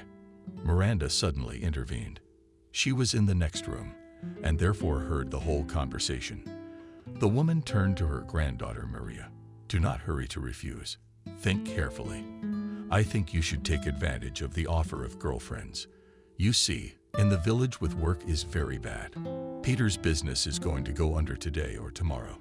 What will we do then? We'll sit and grieve for the winter again. We'll eat potatoes all by ourselves."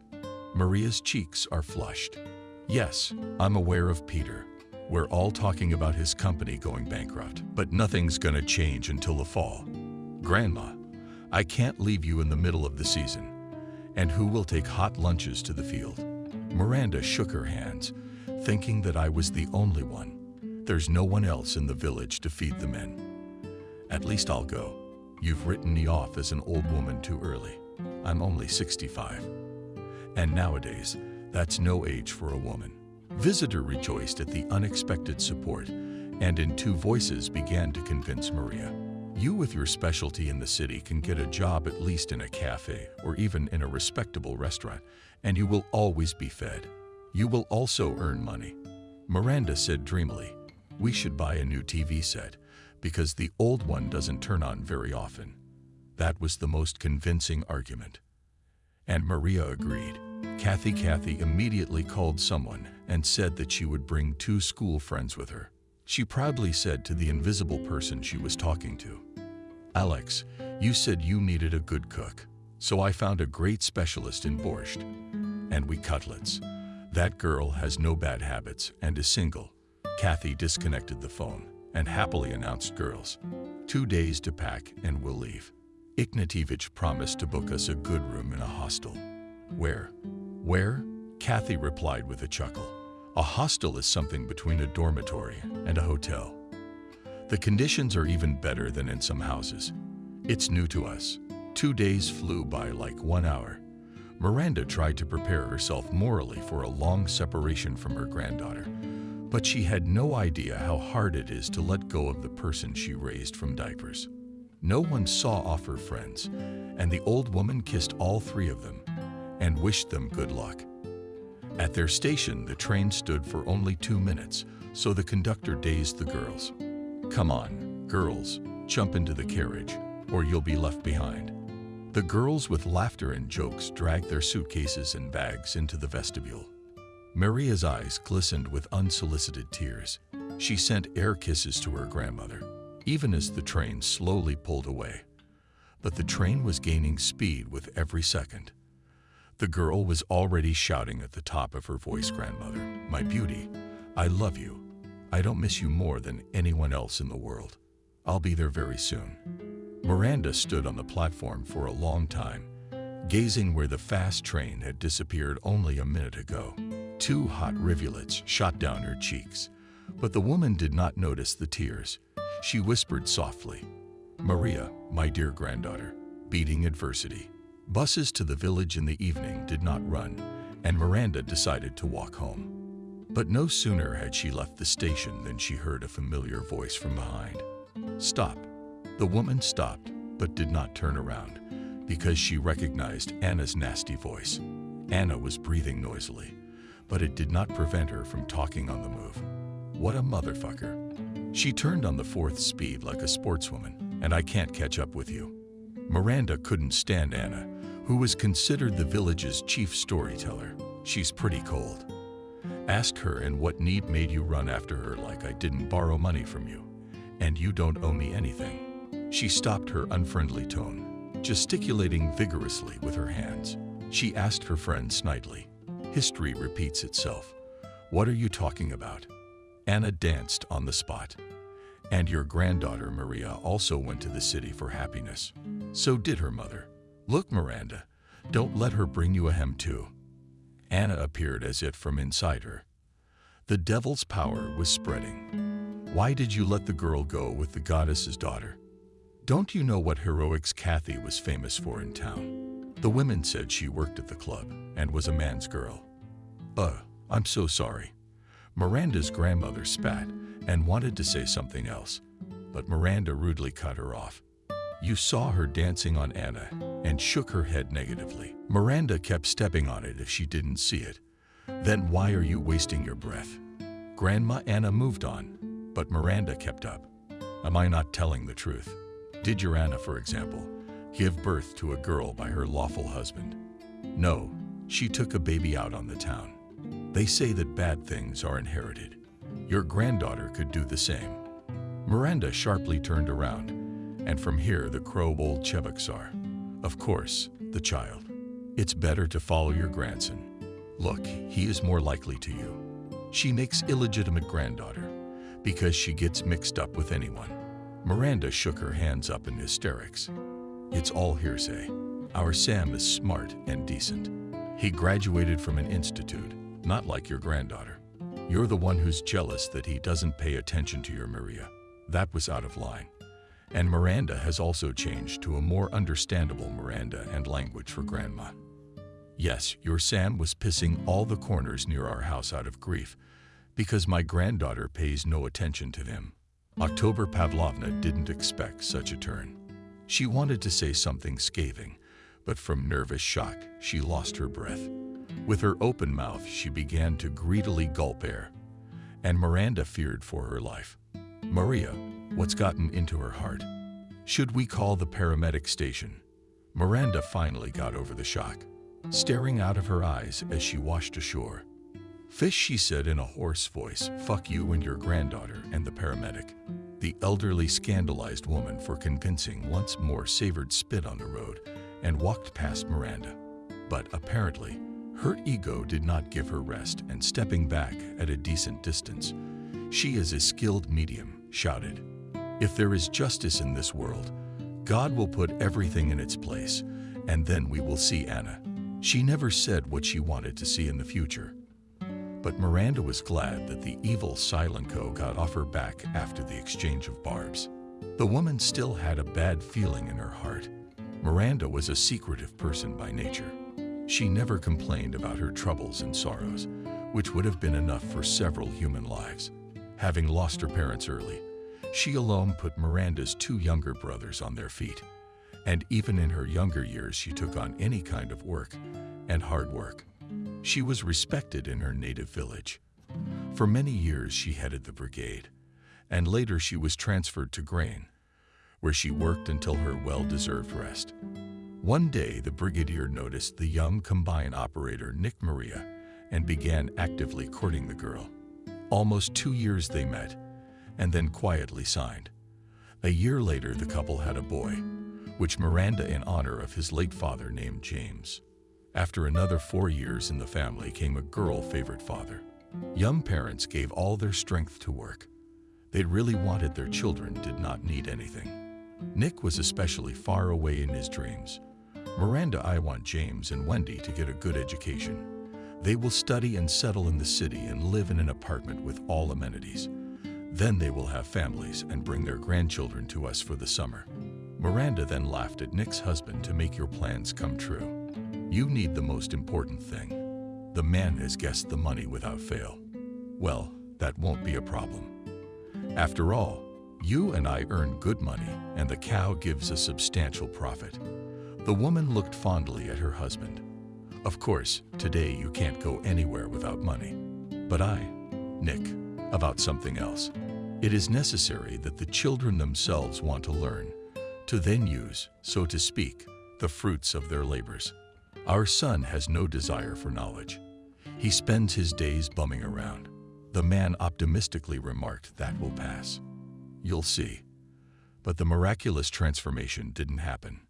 James grew older and more out of hand. And in the last year of school, the boy in general threw out such numbers that not only the residents of the Novelties, but the whole neighborhood was shocked. The apotheosis of his activity was a fatal incident, which is still remembered by the old-timers. In April, that is, exactly 2 months before graduation from high school, the eldest son, together with a group of peers, decided to party hard. Young people for courage a little drunk, and James's blood boiled. Guys were about to put on an exciting show. It's going to be an unusual race, and the winners will enjoy the company of the best girls in the world. There were 2 girls in the company who immediately squealed with delight.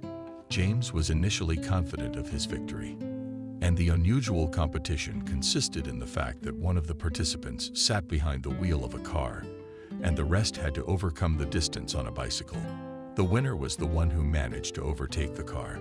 There was no problem with the bicycles, but the car was more difficult, and James was desperate for a rash move. He borrowed his father's car without asking. Parents were at work, and his father never hid the keys. Therefore, the guy calmly opened the garage. His father often during joint trips trusted him to drive the vehicle, and James was absolutely sure that his venture will not have dire consequences. His younger sister saw through the window and tried to stop him. "James, I'm going to tell Daddy." The girl's appearance was not in James' plans, and he shouted at his daughter. "Tell him what?" "That you took the car without asking." James took a swing at his sister, but she backed away from him and resentment receded. But in her eyes she wanted to get back at her brother for being rude. So James changed his tone. "Rubber band promise didn't take to the road. Take a little ride on the old tractor, and I'll be back." Lone looked at her brother doubtfully. "How long will it take you to get back?" "About 2 hours. Maybe sooner. You just don't say anything to Mom and Dad, and I'll give you the eternal use of my chips for your silence." James had long noticed his little sister looking at his collection. Her brother's promise made a strong impression, and she shut her mouth. The father was the first to come home from work and immediately found the car missing. He immediately realized that it was his son who had stolen the car and promised to tear off his ears.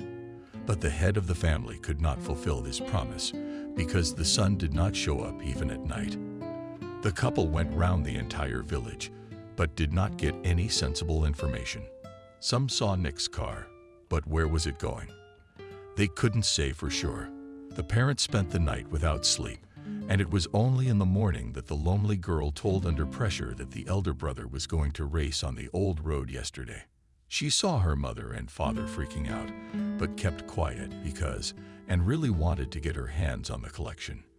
Miranda and Nick rushed in the direction indicated, but on the way they met the district officer, who took his eyes away, and then reported walking in the woods, found him in the morning. The doctors said there was little hope. He had lost a lot of blood. He was taken to the district hospital. The light faded in the eyes of the unfortunate mother, and she collapsed senseless on the ground.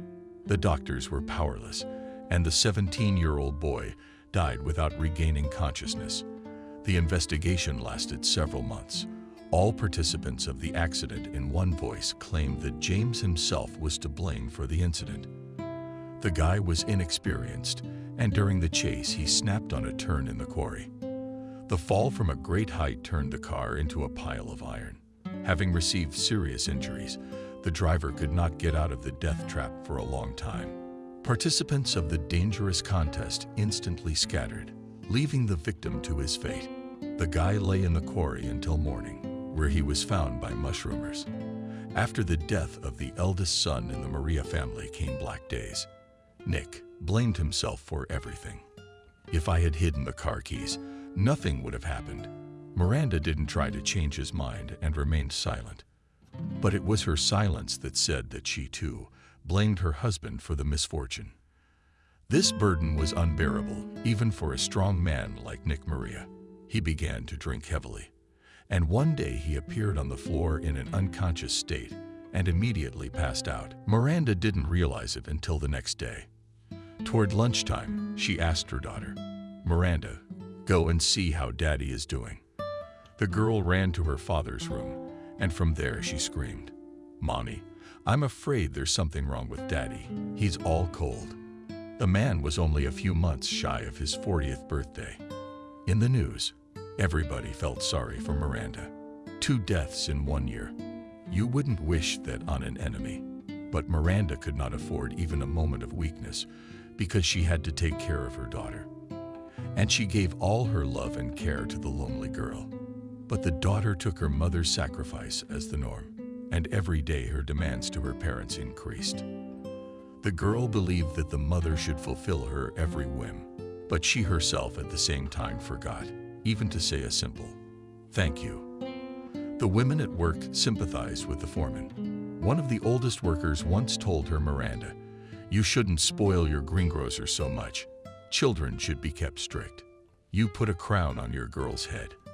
The foreman didn't like the experienced woman's remark, and she defiantly said, "You keep your grandchildren in the hedgehogs, and remember, I do not need anyone's advice." No one else on the grain, and did not try to open her eyes to the real state of affairs. And the reality was that it wasn't long before everyone was pointing fingers at Miranda's daughter in the novelty section. Singleton graduated from high school with only 2 B's in her certificate. She easily entered the university, but after 6 months she was expelled for truancy. Rumors spread around the village that Xinyu walks with grown men. And one day she herself showed up in a white car with a beau who was fit to be her grandfather. She introduced her mother to her companion as Mammy. "Mammy, meet my boyfriend." Not shying away from her guest, she pounced on her daughter. "Miranda, your beau Emily isn't exactly a beau. He's got sand coming out of one place. What do you need that old stump for?" The girl accused her mother of being an idiot, and together with her daddy immediately rolled back to the snow-white foreign car. But only a few months passed, and she reappeared in the village, but already with a young man. So her mother wouldn't think anything of it. She warned her mother right away, "Mom, this is my producer." The unfamiliar word stumped the woman, but she explained that she was taking vocal and dance lessons in the city and was going to perform abroad, or rather, in Turkish resorts. "Mom, you just don't worry. We have a whole group of girls, and we're not doing anything bad. We're just helping a celebrity perform." Wendy said the name of the artist, but Miranda had never heard of the singer. She tried to find out the details of her daughter's incomprehensible creative activity, but she, referring to the wild business, that same evening left alone. The man did not utter a single word during the whole time, but observing this visit from the side of the village women with certainty said, "Not of ours. This guy must be a Caucasian. Only there they live such a black guy." And Wendy didn't show up for a year. She'd call her mother once in a while, and in a happy voice she'd tell her Mammy, "I'm doing great. Don't worry. I'll be there soon." And her daughter kept her promise. Only the mother was not very happy about her arrival, and it was the ubiquitous Anna who informed her.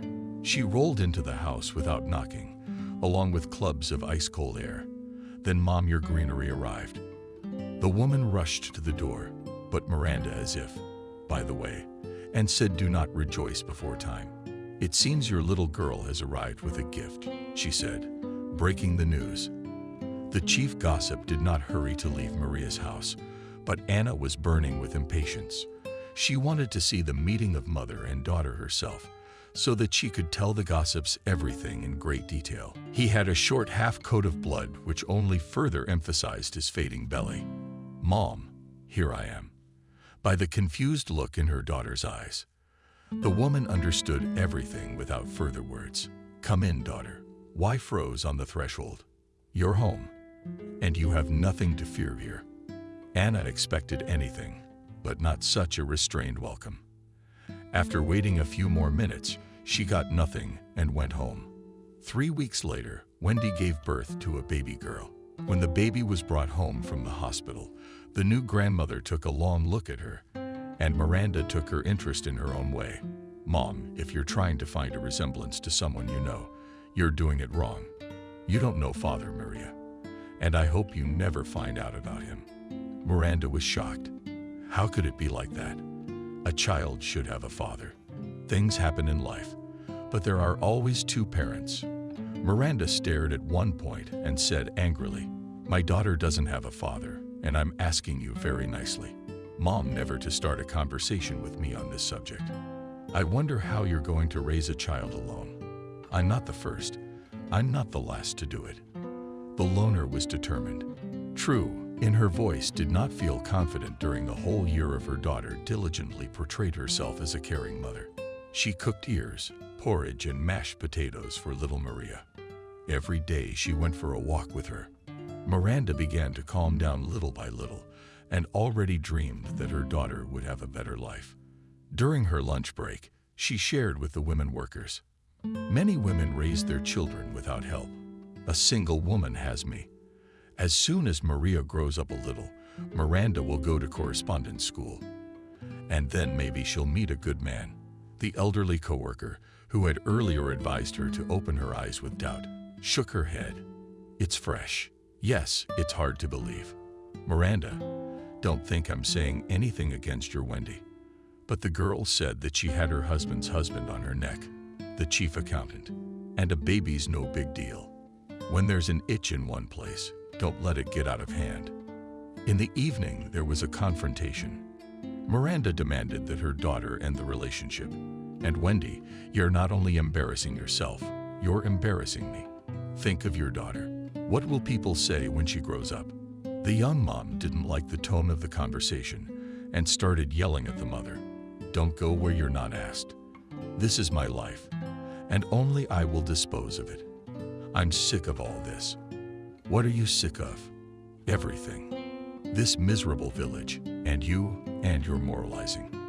The high-pitched talk frightened little Maria, and the girl cried. But Wendy did not hurry to calm her daughter. For a few seconds, she paced around the room, and then jumped out into the street. All night she called someone, and in the morning she said, "I found a job in the city, but you realize that with a small child I have nothing to do there." Miranda tensed up. "What are you going to do? Rent a baby home for a while?"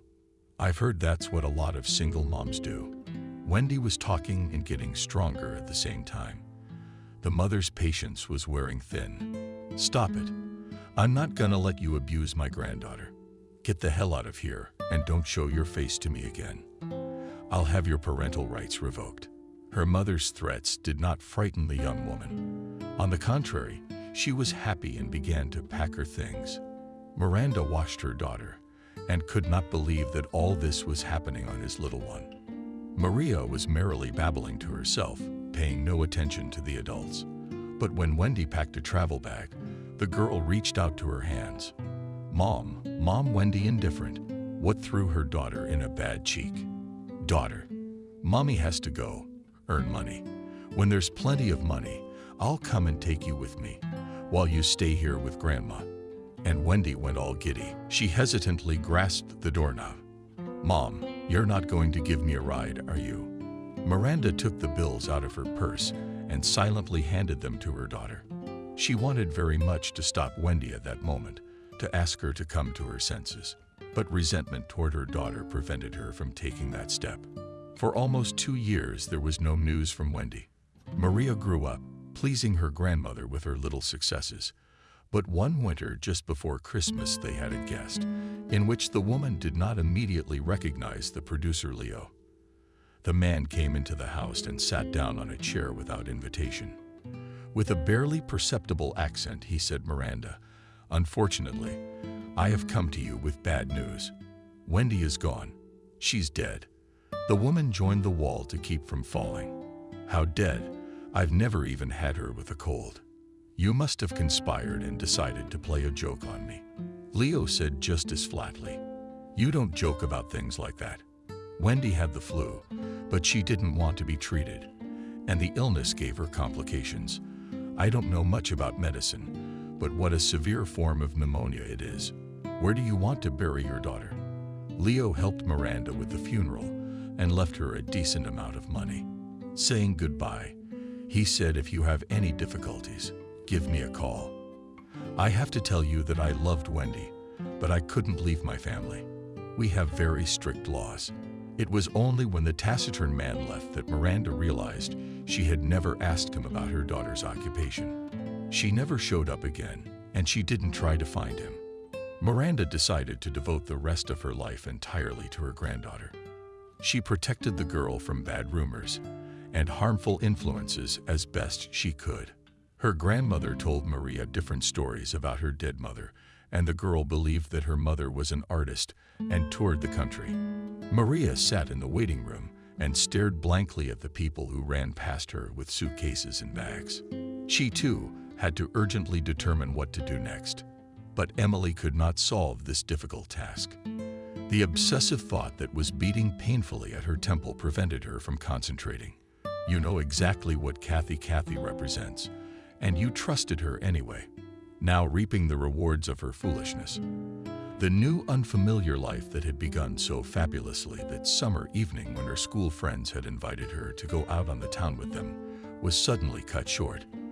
All the way the girls discussed how they would work. Maria was full of hope and made the most fantastic plans and hopes for the future. The very Alex whom Kathy had called at the time welcomed her with open arms. We need a cook. I hope you know how to bake pancakes. Maria nodded happily and wanted to tell him about her cooking skills, but the man hastily stopped her. I would love to hear about your accomplishments, but I have such a job that every second is precious. You'll tell me everything on the spot. This place is private and reputable, so you're gonna go for your medical exam, and then we'll get you properly registered. Maria had never been to a big city before and was confused. But I don't know anything here. I would like to be together with the girls. Alex frowned his eyebrows unhappily. Your girlfriends will go to work elsewhere, but you will live in the same room. I've already arranged everything. Seeing that Maria still hasn't moved, the manager said doomedly, well, what is it? Do I have to lead everyone by the hand? Okay, now we'll think of something. Wait, a little in the corridor was not less than an hour, and Alex again invited Maria into the office, where opposite him sat a girl and wrote something quickly. Maria, hear you about the counselors together past the commission, and then come here. Only in the evening, tired and hungry, Maria got to the hostel. Emily and Kathy had already settled in the room and greeted her with enthusiastic shouts. We've already lost you.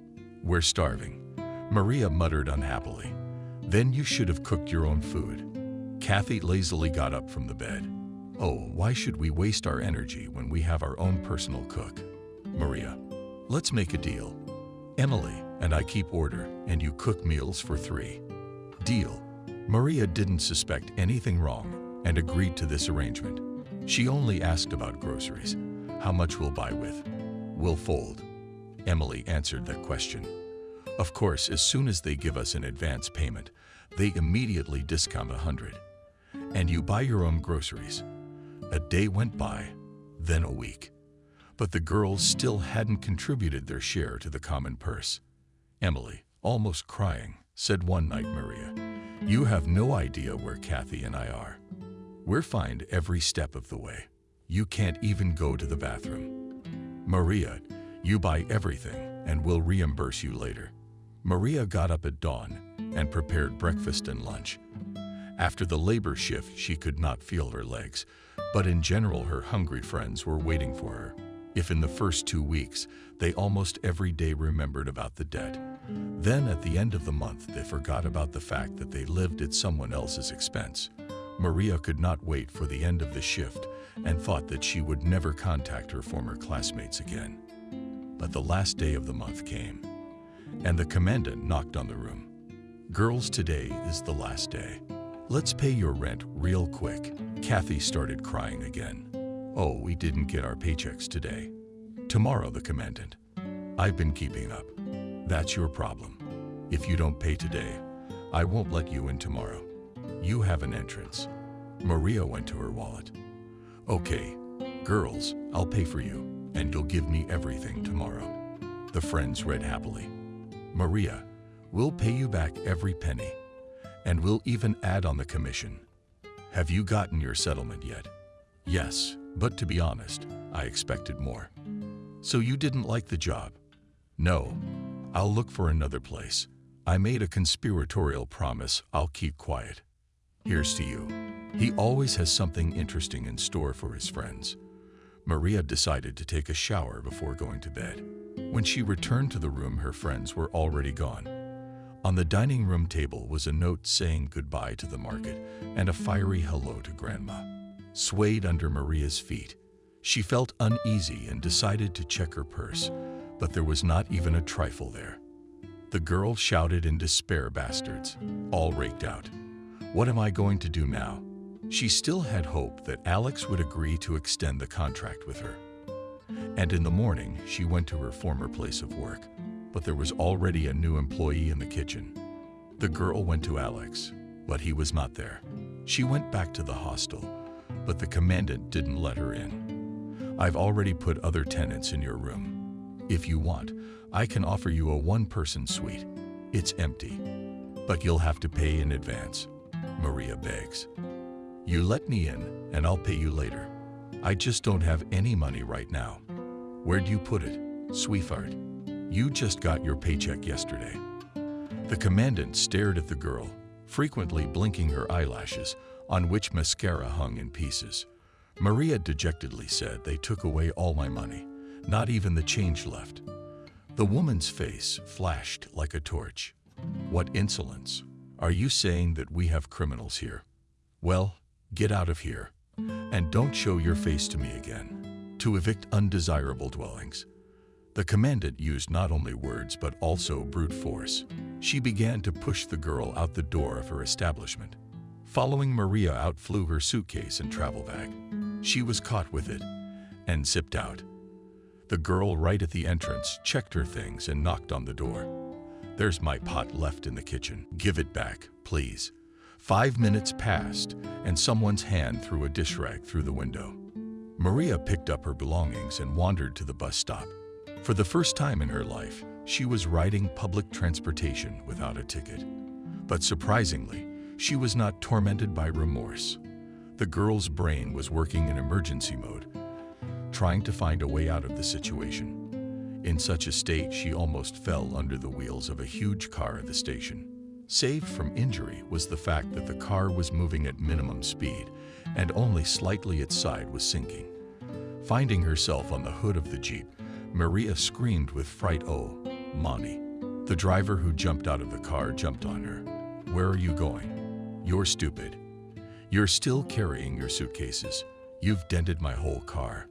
The indignant driver could not stop and said everything that the culprit of the accident thought. Probably he would have talked for a long time. But the flow of swear words was interrupted by a respectable-looking man who also got out of the car. He calmly, but rather strictly ordered the driver, "Ethan, don't shout. It is not worth attracting unnecessary attention." The driver, excusing himself, pointed to the dent on the hood. "Zach, look what she has done. At whose expense are the repairs? Repairs are nothing. The main thing is that no one was hurt in the collision. Young lady, are you feeling all right?" Maria didn't realize the question was addressed to her. Only when the status passenger of the Jeep repeatedly asked her how she was feeling. She quietly said, "Don't worry, I'm fine. Please excuse me, I was just thinking and didn't notice your car." The traffic jam didn't last more than a minute, but for city traffic, that's too much time wasted on all sides. The klaxons sounded at different harmonies and Maria hurried away from the scene of the collision with the Jeep. She ran to the station without turning back, and an inner voice reproachfully told her, "Well, almost hit by a car. You should be more careful. This is not a village with only one road." As the girl still hadn't decided what to do next, she made her way to the waiting room. After sitting for 2 hours in a fruitless search for a solution, she wanted to call her grandmother to send her some money for the trip, but the cell phone gave no sign of life. The girl muttered annoyingly, "Damn, I forgot to charge it yesterday." By the evening, the human flow increased and many future ex-passengers went straight to the buffet. Very quickly, a decent coup formed there. Maria was suddenly struck with an idea that seemed worthwhile to her at once. She picked up her luggage and headed towards the buffet. The crew was bubbling with indignation, as everyone thought that Maria was trying to break the strict order and "Comrade is not where you go." "What are you, special? Get in line." The barmaid also shouted at her. "Girl, have a conscience. You shouldn't be so eager. I'm not going to serve you without waiting in line." Despite the threatening shouts, Maria still came to the counter and looking straight in the eyes. The barmaid said, "Auntie, I don't need your pies." The barmaid was puzzled. "Then why did you push your way in?" "Let me help you. I'm a general cook and I know how to do everything." The caterer got suspicious. "And why did you suddenly decide to help me?" "I need money for the road. They took my money." She did not have time to tell about her trouble because the barmaid agreed with the siren. "Stephen, come to the buffet immediately." A policeman came out of the ground. "What's the problem?" The aunt nodded toward Maria, who was still smiling naively. "Look at this young swindler who got money from me."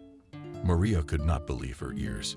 She swiveled her head, expecting support, but the whole line was on the side. The barmaid. Somebody even shouted, "Get that sheep out of here. People want something to eat, and she's making a circus out of it." The policeman took the girl under his arm and politely offered to come with me. "Why? I didn't do anything wrong. I just offered my help. Come on, we'll sort it out."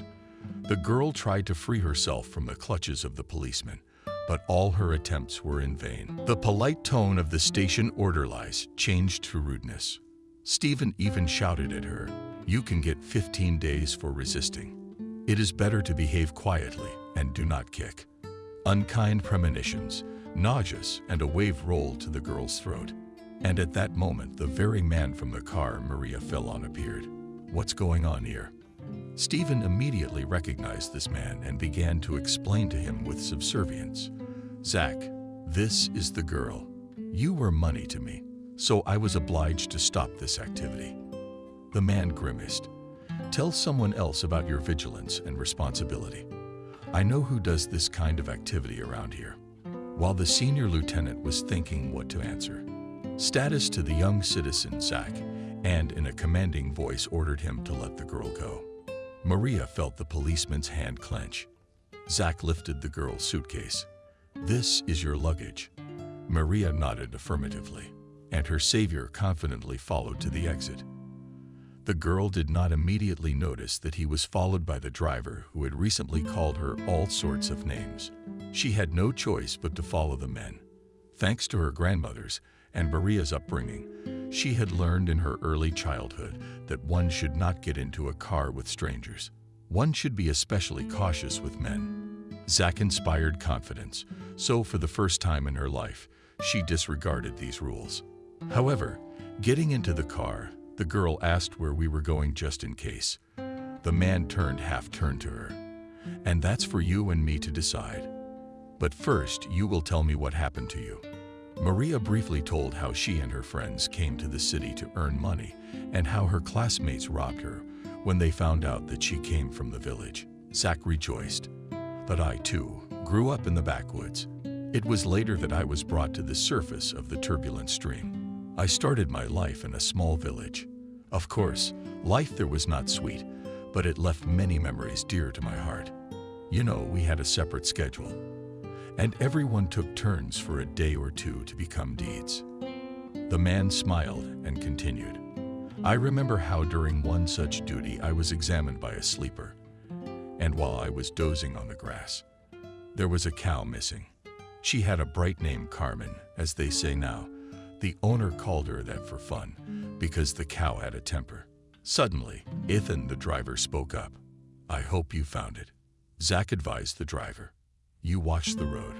I didn't find the cow, and my father beat me with a belt, so I couldn't sit down for 2 weeks. But Carmen showed up at night, so the punishment was unfair.' The master showed him his fist. There was silence in the jeep for a few minutes. Maria guessed that Zach was thinking about how to help her. She hesitantly said, "I'll take any job. I can even clean. We'll decide that tomorrow.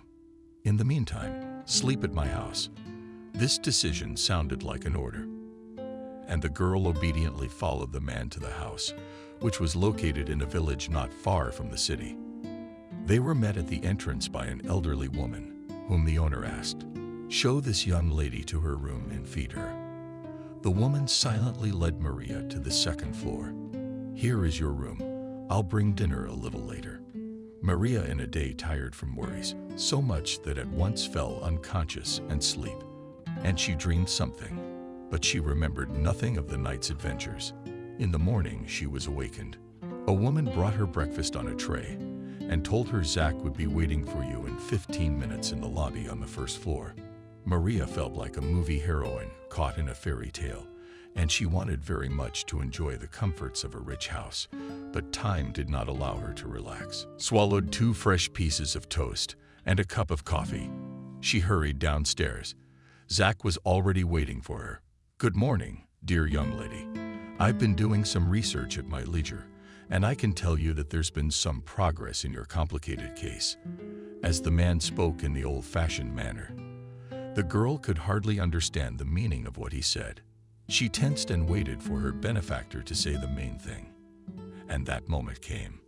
Zach's rejection lingered and continued his speech. "Perhaps you, Maria, will not like my proposal, but at the moment there is only this option.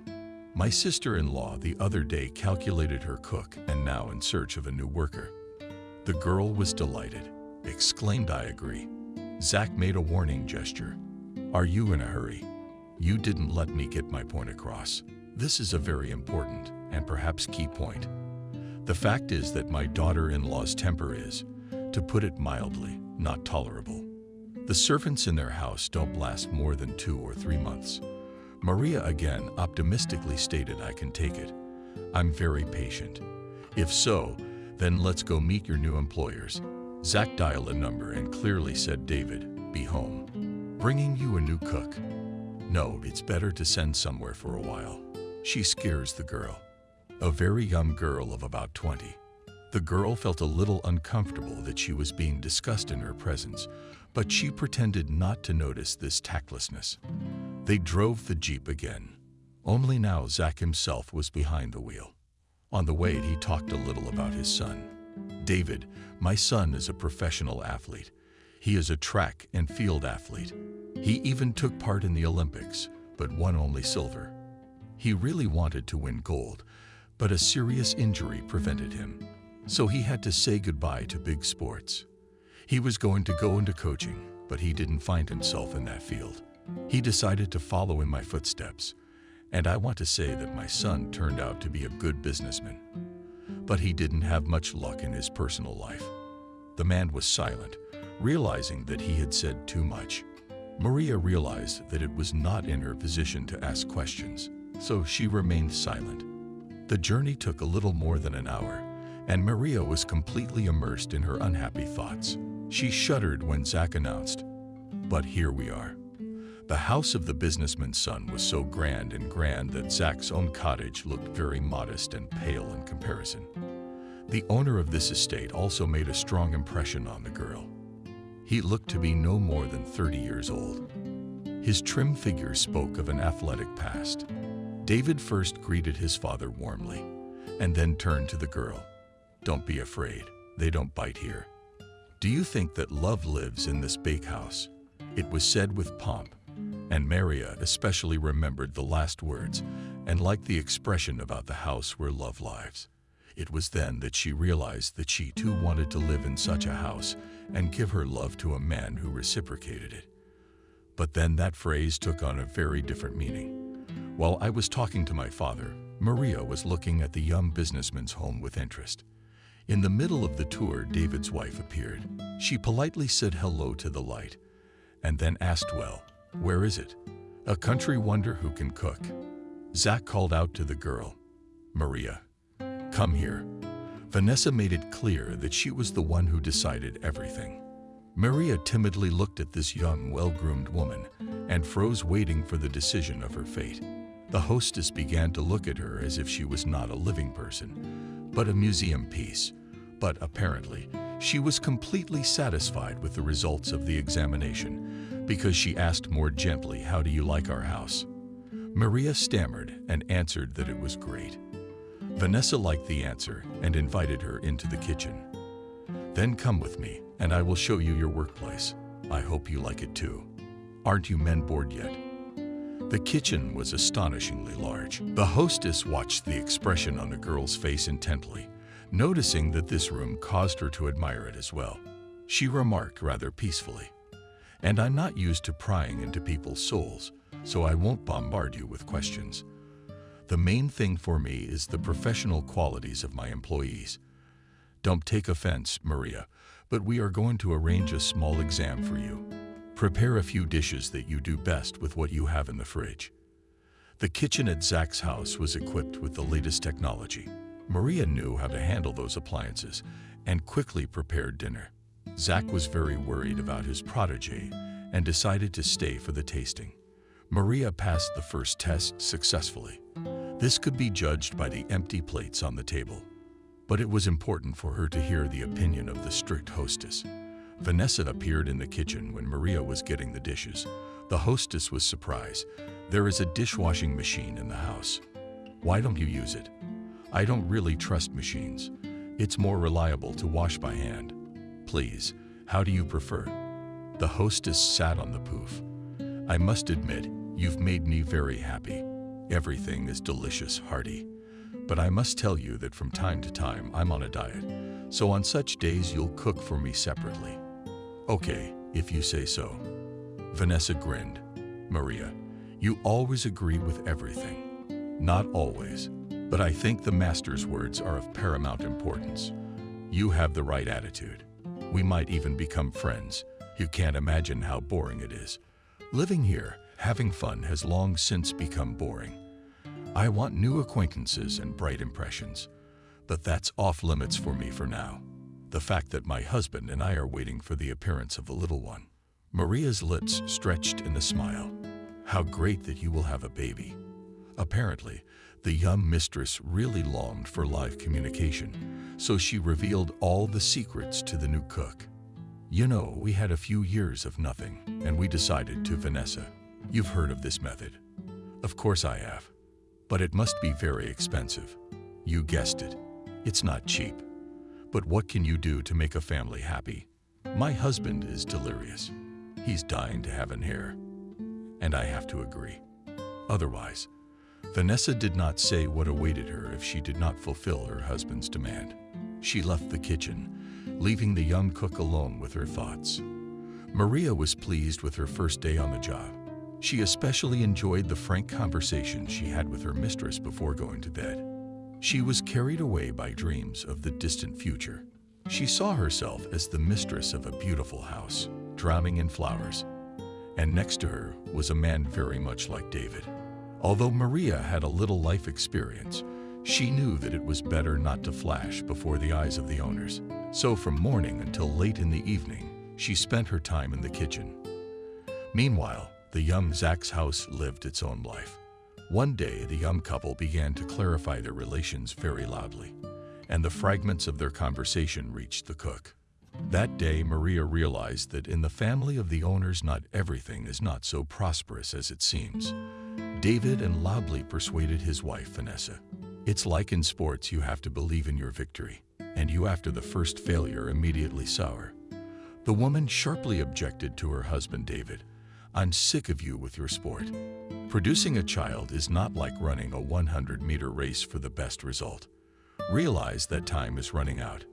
I'm 32. Women have babies at 45. Just don't get discouraged." "David, what are you talking about? It's not like we can keep trying."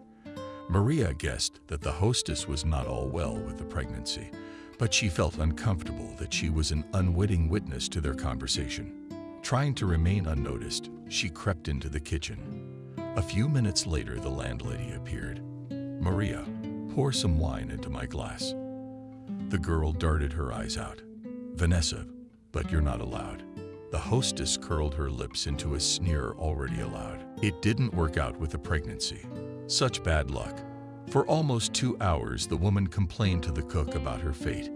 During this time, she emptied the entire bottle and was about to start a new one. But her husband stopped her. "Vanessa, you're at it again. Go to your room to rest." The man took his wife out of the kitchen for the slightest of wine, but soon returned back. "Maria, you don't think anything of the sort. It's just that my wife is going through a very difficult time." "David, I don't think anything of the sort. In fact, what do you care what's going on in the head of an ordinary cook?" The landlord thought for a moment, and then agreed. "Indeed, there is no difference." The man nervously squeezed and then clenched his hands. "Excuse me, what to burden you with unnecessary conversations, but I just don't have anyone to share it with." "Do you have a wonderful father?" No, not at all. I can't even discuss such delicate subjects with him, but you can with me." "But I'm a complete stranger to you. That's the best part. You won't tell anyone about our family problem." "Of course I won't. What's the point of all this? I'm a simple cook and my business is to cook quality food." David's revitalized in that regard. "You, by the way, you're getting top marks. You're a really good cook and even Vanessa praises you. Sorry to interrupt your work. I'll go check on my bandits." The master left the kitchen. The short conversation with him made Maria think about David's words when he talked about his wife, and felt no warmth. Vanessa did not show any fervent feelings for her husband either. And this mutual indifference of young spouses was felt at a distance. In the girl's head ran the thought incomprehensible: why these people lived together? And they call their estate the House of Love. Love was not even close to being here. For about a week, Vanessa didn't come out of her hiding place. Maria brought food into her room. The landlady demanded wine every time, but David absolutely forbade giving her a drink. Caring for the unfortunate woman suddenly brought the master and the cook closer together. David came to the kitchen more often, and he was no longer as sad and withdrawn as before. Once he looked in on her out of habit and suggested that you had been living in our house for 3 months.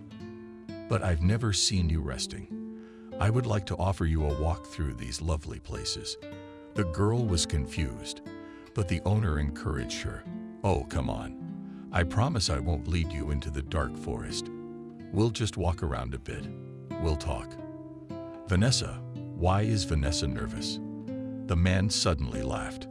"I completely forgot that you adhere to traditional principles, which do not provide for any relationship between a married man and an unmarried girl." Maria became ashamed of her red thoughts, and she assured her host that David, I was not thinking of anything like that. I just have a lot of work to do. And for dinner I was going to cook fish according to a special recipe. You'll have time. I promise it'll be a short walk. The air here is unusually clean. And in the fall, this place looks especially fabulous. All girls dream of being in a fairy tale, so I'm offering you a little magical journey. David told her about his sports career and his father's business, and she listened to him with interest. Maria found it easy and pleasant to communicate with this man. In the evening, she was going over the memory of the walk with her host and felt happy. A few days later, David again invited her for a walk, and she gladly accepted his offer. Soon the walks in the park became regular, and the girl more and more often caught a glance from which her heart beat purified. She drove away from herself the thought that behind her master's attentions lurked something other than ordinary politeness. But what disconcerted her most of all was the fact that Vanessa was indifferent to the rendezvous between her husband and the cook. At the end of October, the host announced that his wife was going on vacation. You see, Maria Vanessa has been through so much in the last few months. The stress has taken a toll on her health, so we decided that she needed to rest. The girl didn't understand why her master was telling her all this, and only agreed with him. She watched as David accompanied his wife to the airport. In the evening, he came back tired and went straight to the kitchen. "I've seen off my princess frog. Now I'll be waiting with you for her return." But I'm sure we won't be bored." Maria didn't say anything.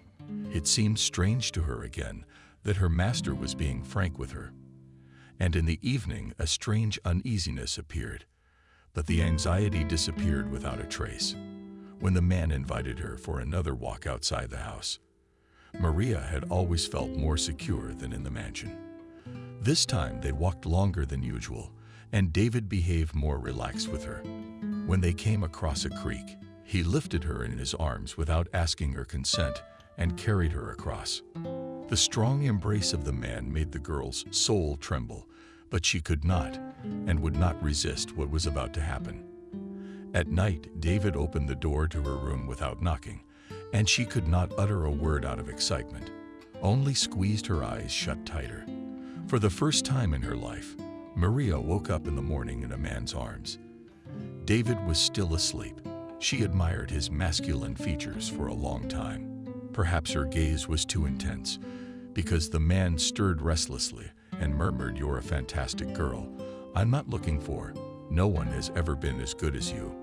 Those words were tantamount to a confession, and Maria realized that she had been in love with her master for a long time. She did not want to think about the consequences of a forbidden relationship.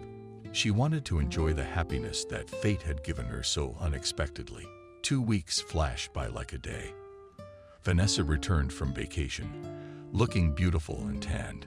Maria did not immediately notice that her hostess was looking at her intently. The girl tried to ignore these looks and avoided even casual encounters with her master. But after a few weeks, she realized that the thing she feared most had happened. She had become pregnant by another man's husband. The realization of her sinfulness was so strong that Maria went blind. Her ill health caused a real commotion in the house. The first to worry was the landlady Vanessa, who entered her room warily and sat down on the edge of the bed. "Maria, did you scare us? I've called our family doctor. I want him to examine you." The girl was in a panic. She realized that an experienced doctor would immediately determine the cause of her ailment. "Vanessa, there's nothing wrong with me. I'm just a little tired. No need for a doctor. You'll be fine tomorrow. We'll see how you feel tomorrow. In the meantime, you rest. My husband and I will have dinner at a restaurant tonight." The next day, Maria got out of bed with all her strength in her fist. But as soon as she entered the kitchen, an attack of nausea made her run to the bathroom. She wet her face with cold water, hoping it would help relieve the note. From somewhere in the back of her mind, a thought broke through. What are you going to do? Soon enough, it will all become visible, and you'll be put out on the street in disgrace. The girl realized that she had to tell Dmitri about the pregnancy, but she was very afraid of his reaction. But the meeting did take place. David appeared in the kitchen. He was in a good mood and immediately asked Maria, "How are you feeling? To be honest, you don't look too healthy." The girl was afraid to look him in the eyes and mumbled, "I'm all right. You needn't worry so much about me. But we're humans, not beasts. Although beasts are probably more worried about their tribesmen than humans, they are more likely to show selfless kindness and care. And I'd like to follow their example. Look outside the window. You see how beautiful the weather is." Maria realized what the master was getting at and refused. "No, not today. I'm in no mood to go outside. The man insisted you should get some fresh air. Otherwise you're in the kitchen. Why are you huffing and puffing?" He spoke deliberately loud. And the girl realized that Vanessa was aware of everything that was going on in the house. She obeyed her master's wishes without much reluctance. "All right, and I'll get ready now." Autumn air really had a beneficial effect on the girl. They slowly passed the entire alley strewn with yellow leaves, and they were silent. The first to break the silence, David. "Maria, I want to know what's going on." Confidence left the girl, and she burst into tears on the chest of her beloved. "David, I don't know how it happened, but it seems," and she expected anything but what followed next. The man drew her to him and began to shower her face and head with kisses. "Do you have no idea how happy I am? This is the most joyful news I have been waiting for so many years. Maria gently pulled away. But Vanessa had to tell her about it. Don't worry, we're good. This is a matter I will decide myself when the time comes. Maria calmed down a little and began to wait patiently for the denouement. But the days flew by and nothing changed. One day during a walk, the girl asked me how soon we would become noticeable. I can't live in ignorance. Don't rush things. The main thing is, don't think about anything bad. It's just not the time. And again, the monotonous days and weeks dragged on. Maria's figure became noticeably rounder. It was no longer possible to hide the pregnancy. Vanessa appeared in the kitchen, as always, unexpectedly. She sat down on her favorite. Maria, if I'm not mistaken, you're pregnant. The young cook almost fainted, so the hostess had to pick her up. Vanessa reproachfully remarked, "Why are you so overreacting? I'm not asking who the child's father is. I am not interested in such details. I'm concerned about something else. Where will you and the baby go? Do you think your grandmother will be happy to see you like this?" Vanessa mined a non-existent belly and stared at the cook. "Why don't you say something? Maybe I want to help you." Maria could barely squeeze out, "How can you help me?" "Good for you. Our conversation is becoming businesslike." "That's a good sign. I think I'll have some wine." The hostess herself took out a beautiful bottle from the refrigerator and splashed some ruby liquid into a glass. "Now we can get down to business. You are very young, and you still have everything ahead of you. That's why you don't need a baby right now. A baby would just tie you down. And you know my husband, and I have a problem with that." Maria shook his head. No, I won't give him to anyone for any money." Vanessa stood up and wanted to hug the girl, but she came back. The landlady looked at her contemptuously. "Before 3, you'll be begging me to spare you the embarrassment. Think carefully and weigh the pros and cons." Vanessa left the kitchen, but her voice continued to echo in the unhappy girl's head. She didn't know what she should do. Now that her secrets were out in the open, there was no one to consult with either. Her inner voice told her that she should run away from this house sooner, but she couldn't make up her mind. David asked her to be patient. He said he would decide everything himself. She trusted this man. With such calm thoughts, Maria fell asleep. In the middle of the night, she woke up with an unbearable feeling of thirst. Barefoot, she went down the stairs to the first floor and was about to open the kitchen door when she noticed a streak of light coming from below. Anxiety took hold of her again, and she wanted to go back to her room. But from the kitchen came the voices of the owners. Vanessa spoke in a loud whisper. "David, you did the right thing, though you could have warned me. The thought had crossed my mind more than once, but I was afraid you wouldn't agree to it. Only later, when this knave fool appeared in our house, I realized that it was our only chance." Maria held her breath and waited for her master's reply. But what he said defeated her some more. David tried to change his wife's mind. "Vanessa, first of all, I can't do that, and you misunderstood everything. How else am I supposed to understand you? Are you really a serious businessman who is infatuated with this country girl? You're the one who can tell her fairy tales. I haven't believed in them for a long time." David was silent for a long time, and then he asked me how you were going to carry out your plan. "Very simple. The baby will be born, and we will take it away. You are the father, and you have every right to decide and teach your child." "Maria, what are you gonna tell her?" "I'm not going to explain anything to that girl. I'll kick her out if she starts something against us, which I doubt very much. No one will believe her anyway." Maria wanted to scream, but she covered her mouth with the palm of her hand so that not even her breath could be heard by the owners. The kitchen became quiet again, and then David hesitantly said, "I need to think about it." Maria heard footsteps approaching and hurried to hide. She could not hear the end of the conversation between the couple. She began to pack her things. In a moment of danger, the instinct of motherhood kicked in. The young woman began to look for ways to save herself. During her time in Dumazak, she had well studied all the entrances and exits. She was not frightened. The night raged outside with bad weather. She threw on her cloak and stepped carefully to the back door. In a minute, she was already on the street. This time, Maria had money. All she had to do was get to town. When she left Zach's house, her first inclination was to go to Zach for help, but she immediately dismissed that thought, imagining the eyes that David's father would look at her with. After all, she had confused and broken the taboo with a married man. The only way out was to return to the novelties, and Maria went to the train station. She bought a ticket at the ticket office and began to wait patiently for the train. Somewhere in the back of her mind was the hope that David had already discovered her absence and was searching for her. She imagined that he would show up at the station and tell her that what she had heard was not true. But the hands on the big station clock moved inexorably forward, and the man she had foolishly believed in, he never showed up. Soon boarding was announced, and the future mother hurried to the platform. And it was frightening to imagine how her grandmother would meet her and what they would say about her in the village.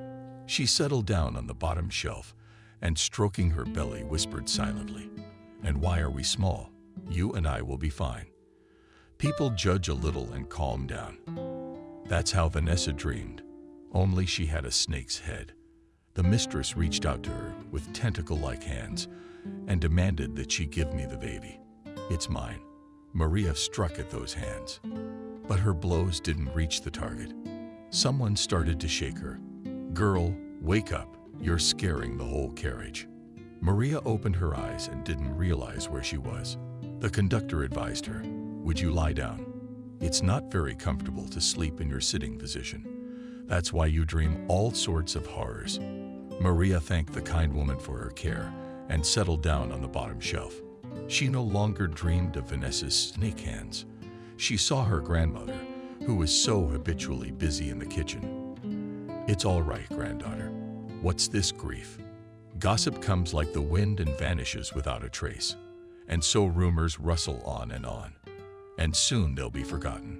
The station was not crowded in the morning. Maria only now remembered that she had not eaten anything since yesterday. She went with her suitcase to the cafeteria. The barmaid glared at her with curious eyes and sighed. The girl thanked her and went on her way. At first, she wanted to get to her house by cab, but then she changed her mind. Whatever would happen, there was no hiding anything anymore anyway. The first one on her way was Anna, a nasty old woman stunned. And when the initial shock wore off, she screamed all over the street, "Look, those people are kind." And the pitchforks poured from downstairs. I told Miranda the bad blood was bound to show. Maria wanted to go around the gossip girl, but she stood in the middle of the road. "So, did you have a nice life in the city?" The witch muttered angrily to herself. But Miranda was just waiting for that. And she's on a roll. "Look, she's calling me names. If I'm a witch, what are you? I'll tell you what you are. A whore." But even this time, her words did not reach the target. Maria still bypassed the old woman, while she and the old curses. But her black work grandmother, Miranda, has already managed to do, and look at her granddaughter, Maria, and all the free from housework inhabitants of the street. Some went away and aghast, pitying Maria, and some of them snapped at her with barbs. With all her might, the unhappy girl tried to hold back her tears. And only when she was on the threshold of her grandmother's house, she burst into tears. Miranda rushed to comfort her granddaughter. "It's good that you came. Your friends have told me so much about you, but I don't believe a word they say. Don't tear your heart out. You can't be upset right now. You can tell me later, and we'll figure out what to do together." Although Maria was still under the impression of the stormy meeting, she noted that her grandmother was saying the same words as the kind Zach, and remembering this man and her shattered hopes, the girl's tears flowed even more deeply. Miranda cost a great effort to calm her granddaughter. But no sooner had Maria a little come to her senses than Anna quietly fell into the house. And I'll tell you this, Miranda, that it was to be expected. Your Maria walked through the village with her head held high, but she came back with her tail between her legs, and you're defending her. Miranda said tiredly, "Who am I defending? You? I don't need your protection. I have a son and a grandson. Now we'll see whose corners. Deceptive. Miranda grabbed a poker and moved toward Anna. She squealed in horror. You are definitely insane. I'll be sure to file a report on you for threatening me. The door slammed loudly and Miranda ran down the street. Miranda sank down on the chair next to her granddaughter. It's okay, Maria. We'll get through this trouble. The main thing is that we are together. Everything else is nothing. The novelties raged for another week or so, and then everything quieted down. Maria in the native house little by little came to herself, but she still for a long time did not dare to show herself on the street. But the voluntary shuddering did nothing to deprive her of the latest news. From her grandmother, she learned that Peter's farm had finally gone bankrupt, and the farm was being sold under the hammer. Maria, I saw with my own eyes the new owner, such a representative man. And his car is expensive, all gleaming. Maria was least interested in the future of Peter from the farm, but out of respect for her grandmother, she supported the conversation grandma. Nowadays, every other man in town has one of these cars. My master and his father also have such cars. They live richly there. They do not deny themselves anything. The girl had already shared her misfortunes with her grandmother. She didn't hide her love story either. That's why Miranda regretfully remarked that you should have run away. You could have demanded alimony from that businessman. Why? Since he's the father, let him help raise the child. Maria grimaced. Grandma, how can't you realize that they conspired with my wife to take the baby away from me? That's why I ran away. But he didn't refuse the child. On the contrary, he was very happy when I told him. Miranda waved her hands. God, the world must have turned upside down to see such outrages. I don't understand how a child can be taken away from its mother. Vanessa knew the answer to this question when she discovered the disappearance of the young cook and became furious. In a fit of bad feelings, the woman lashed out at her husband. This is all your fault, David. I'm sure you let that fool in on our plans, and that's why she ran away. The man was himself shocked by the recent events and asked irritably, What do you want me to do? Don't you understand? Everything you need to chew and put in your mouth. Try to find your Maria, to persuade her. The man took a long look Pelosi in the face of the woman with whom he lived almost 8 years. Vanessa, I have another option, and it is much simpler and more rational than yours. I think it's the right thing to do if you and I break up. You can see for yourself that our married life is not working out. You and I are different, like we're from different planets. Vanessa didn't expect such a turn. First, she closed with hysterical laughter, and then began to openly threaten her husband, not even dreaming of getting rid of me. You've got the wrong woman. If you dream of finding your cook and link your life with her, then I'll make you something you'll forget. Your name. David looked at his wife with regret. Why didn't I see you before? You are a primitive creature, like a worm or a jellyfish. You can threaten me all you want, but all your words mean nothing to me now.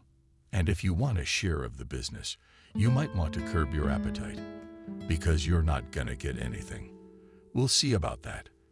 The next day, David discovered his wife had disappeared from the house. Her belongings were still in the same place. The man realized that he had been blinded by the woman's anger and decided to take revenge on Maria. He was very worried about the life of this humble girl. His unborn child had to do something. He perfectly understood that Vanessa, who is accustomed to luxury, will go for anything, just not to change her lifestyle.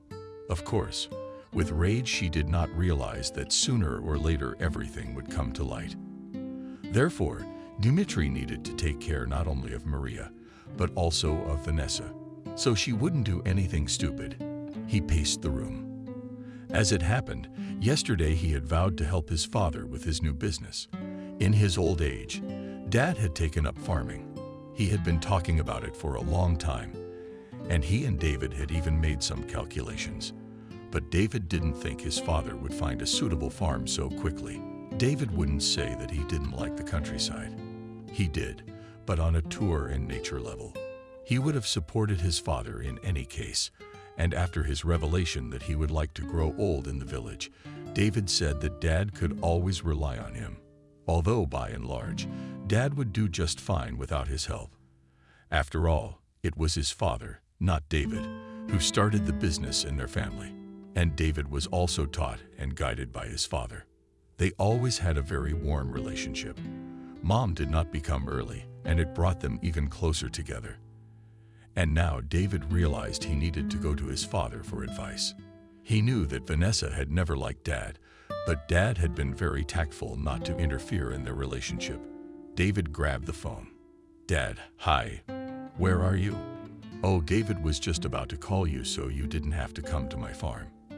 I'm back in town because I've got some things to take care of here.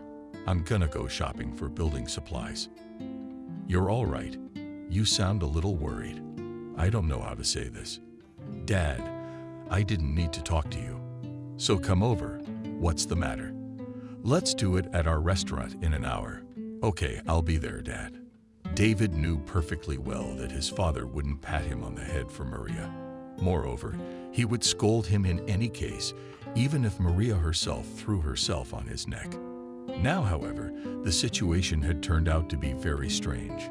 Only after Maria had disappeared did David suddenly realize that he absolutely had to find her. And he also realized that all this semblance of a family he had was worthless compared to what he felt for Maria, for their future child. David, how could you? Maria seemed like a very decent girl to me. Or was I wrong? David shook his head. No, Dad, you're not wrong. She's actually very nice. So, real. And I think she ran away for a reason. I have a suspicion that she overheard our conversation. Your conversation. What was so terrible about it? When David sighed and told me what the conversation was about, Zach even jumped at David. I can understand your wife's thoughts. I'm sorry. But how could you even think such a thing? By the way, where is Vanessa now? David sighed. So she's gone. I'm afraid she's decided to do something naughty, Maria. Zach landed on the chair with a thud. Then I don't understand why you're here and not at Maria's. You're about to curse again. Well, other than Maria being from the village, I don't know anything. She was hired by Vanessa. Vanessa looked at her credentials too, so your husband knows where to find her. David looked up to his father. Does it turn out that way? Shit, I'd overlooked that. We have to do something now. We should have done something right away. Sit down and let me think. David was quiet. He knew his father was a businessman for a reason. He'd started out not very legally, or rather, not at all legally. He never asked, but he knew that in the 90s everyone was afraid of Dad. It was then that my father literally for a year accumulated his capital, and then on it, and opened several companies. You don't have to be particularly gifted to realize that there was a bad trail of money behind his father's first money. Zach stood up and stood aside. He talked to someone on the phone for a long time, then called again. Finally, back at the table. But now he had to wait. Not half an hour later, his phone rang. Yes, I'm listening. He listened carefully to what he was told. Then he quickly looked at David and said into the phone, "We'll be there soon." David looked at his father in silence. But your wife was not so determined. Tell me she doesn't have a drinking problem. Oh, I see. Anyway, she's at the bar. She's a mess. Kathy and Emily Maria met a month after she arrived. Kathy was hanging on Sam's arm. Oh, look at that, Marin, with a potbelly. Emily picked up on it. Yeah, who goes to town for what? Our Maria clearly doesn't work. The girl first wanted to pass by, but then stopped. But the main thing is that not for that. Why are you here? Do you even realize that you are ordinary criminal? Kathy let go of the hand of Sam, who listened with interest to their conversation. You watch your mouth. What am I watching? You took all the money out of my wallet, left me in a strange city with no money. I didn't even have enough for a ticket. And then you come around here and try to accuse me of something. Maria wanted to leave, but Kathy blocked her way. Maria sensed that Kathy was drunk. No, stop. You have to take responsibility for what you say. Maria realized that this could end very badly. Emily was also looking at her belligerently. Of course, the girls were with Sam, and that made things worse. Kathy, leave me alone, and you can keep my money.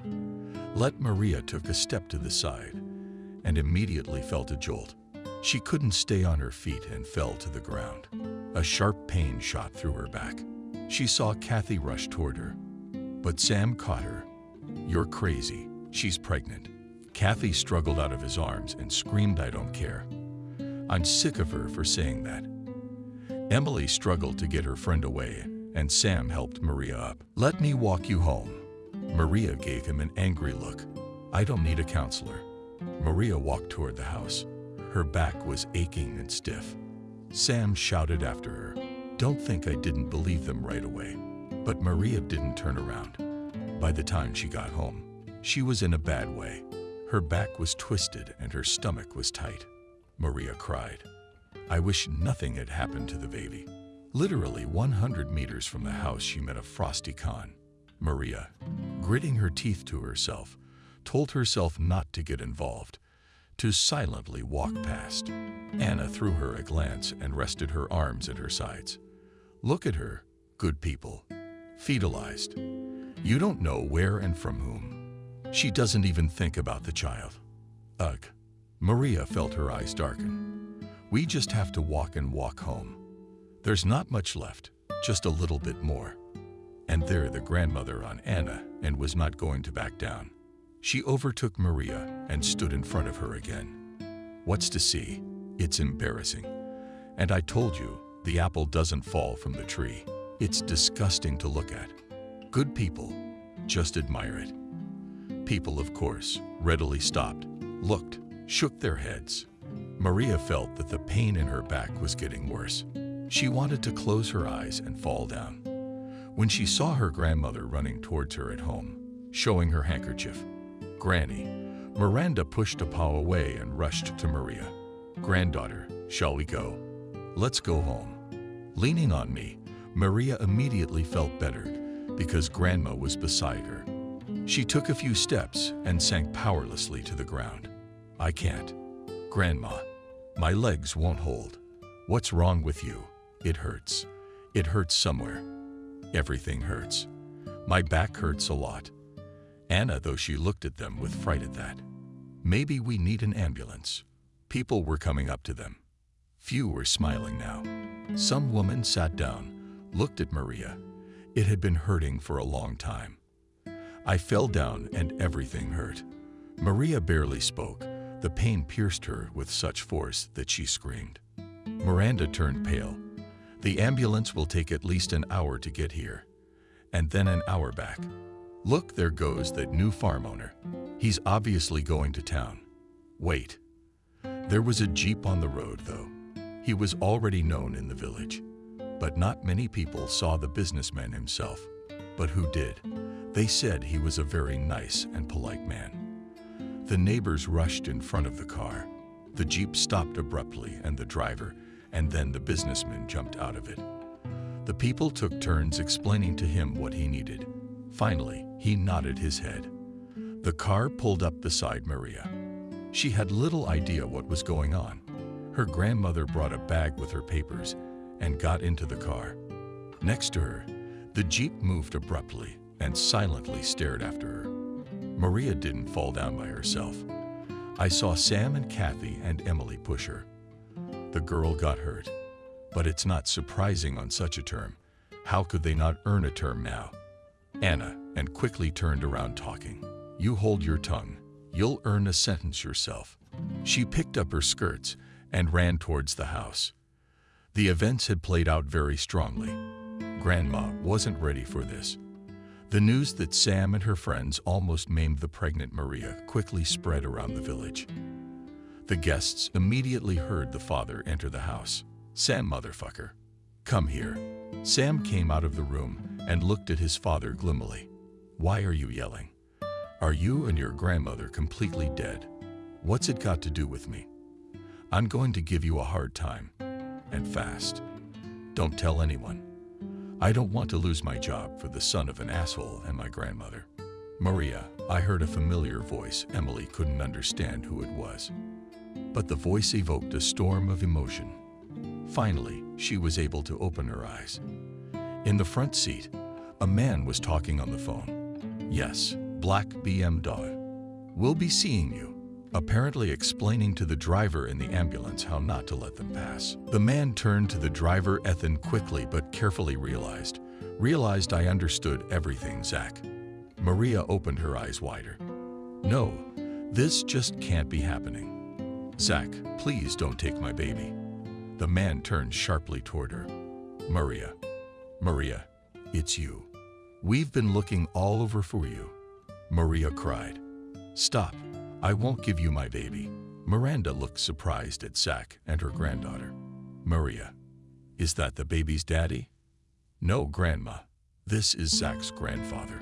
Turn to them. What kind of nonsense are you saying? Nobody's going to take the baby away from you. Jesus, this is messed up. Started slowing down. Zach. A man got out of the car. As soon as it stopped, immediately approached the doctor. Go to the private one. The doctor looked at him surprised. Who will take us there? They will. I'll follow you. The ambulance sirens were blaring ahead of Zach's car. As he followed, he dialed God's son's number. David, hey, why do you sound so sad? No, I'm fine. Where are you? I'm David. I'm on my way to the hospital. I think I'll meet my grandson soon. There was a pause on the other end of the phone. Dad, you're okay. I'm fine. Maria's having a baby. Well, something happened and she's in trouble. Come to the clinic. Zach's out. They drove to the clinic. Miranda returned by evening to the village neighbors looking out of their yards. But no one dared to ask how things were going. It was as if they hadn't done anything wrong, as if they'd been covered in mud. They attacked the girl, as if no one gives birth without husbands. It's all freezing.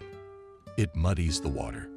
They say the precinct built them houses, and they also say that these girlfriends have very unpleasant things ahead of them. Miranda arrived in the same Jeep she left in. This, of course, caused even more talk in the village, but knowing Miranda, everyone only exchanged news among themselves. In the evening, when it was already dark outside, there was a knock at the door. Miranda went to open the door. The police officer stood on the doorstep. Miranda, may I? Well, at least it's late for visits. I'm not here on an official visit. The policeman waved his hand and sat down at the table. Andrew, it happened that how to tell you, Miranda, I probably came to apologize for myself and for the villagers. Miranda looked at him with interest. Kay, well, wait, I'll make you some tea. They sat opposite each other as Maria. It's all right, Maria. It's all turned out all right. Zach turned out to be a very good man and sent her to an expensive hospital. And the specialists there are good. The woman didn't give any details. She learned a long time ago not to say anything unnecessary. And always people turned everything in their own way. I brought money. What money? It's the same money that Emily and Kathy stole from Maria. They should be punished. Young fools. Maybe Maria will forgive them. Miranda shook her head. Nothing to do with them. She's too soft. And you, Andrew, don't do it for such people. The policeman stood up, looked at Miranda, and wouldn't go. Blimey. Yeah, she hung on mine. Sam's getting stronger. We're kind of getting married. I wish I hadn't seen them. I already talked to Anna. Thank you, Miranda. It was 3 days before Anna recovered from the beatings and went out again. She had one goal in mind. She had to punish this family, especially this Maria. She thinks she's a fool and Sam is a fool.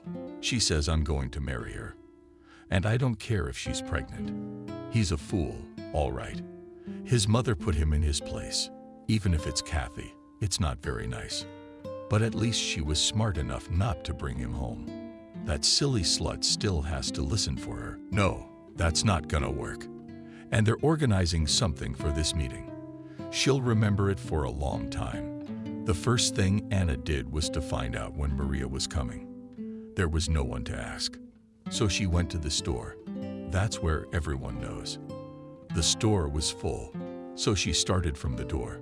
What's the news in our village? What news? You're not here, Anna. There's no news. The woman got angry. Oh, how funny. Where would you all be if it weren't for me? I'm the only one who opens your eyes. People are soaked. You know something new. Otherwise, you wouldn't be talking like that. What don't you know? Maria will be discharged soon. They say she gave birth to Chernenko. People in the store aghast. How Chernenko on Anna under half of them. It's done. She won all the attention. Where did you get that, Anna? What do you mean? From where? From her girlfriends.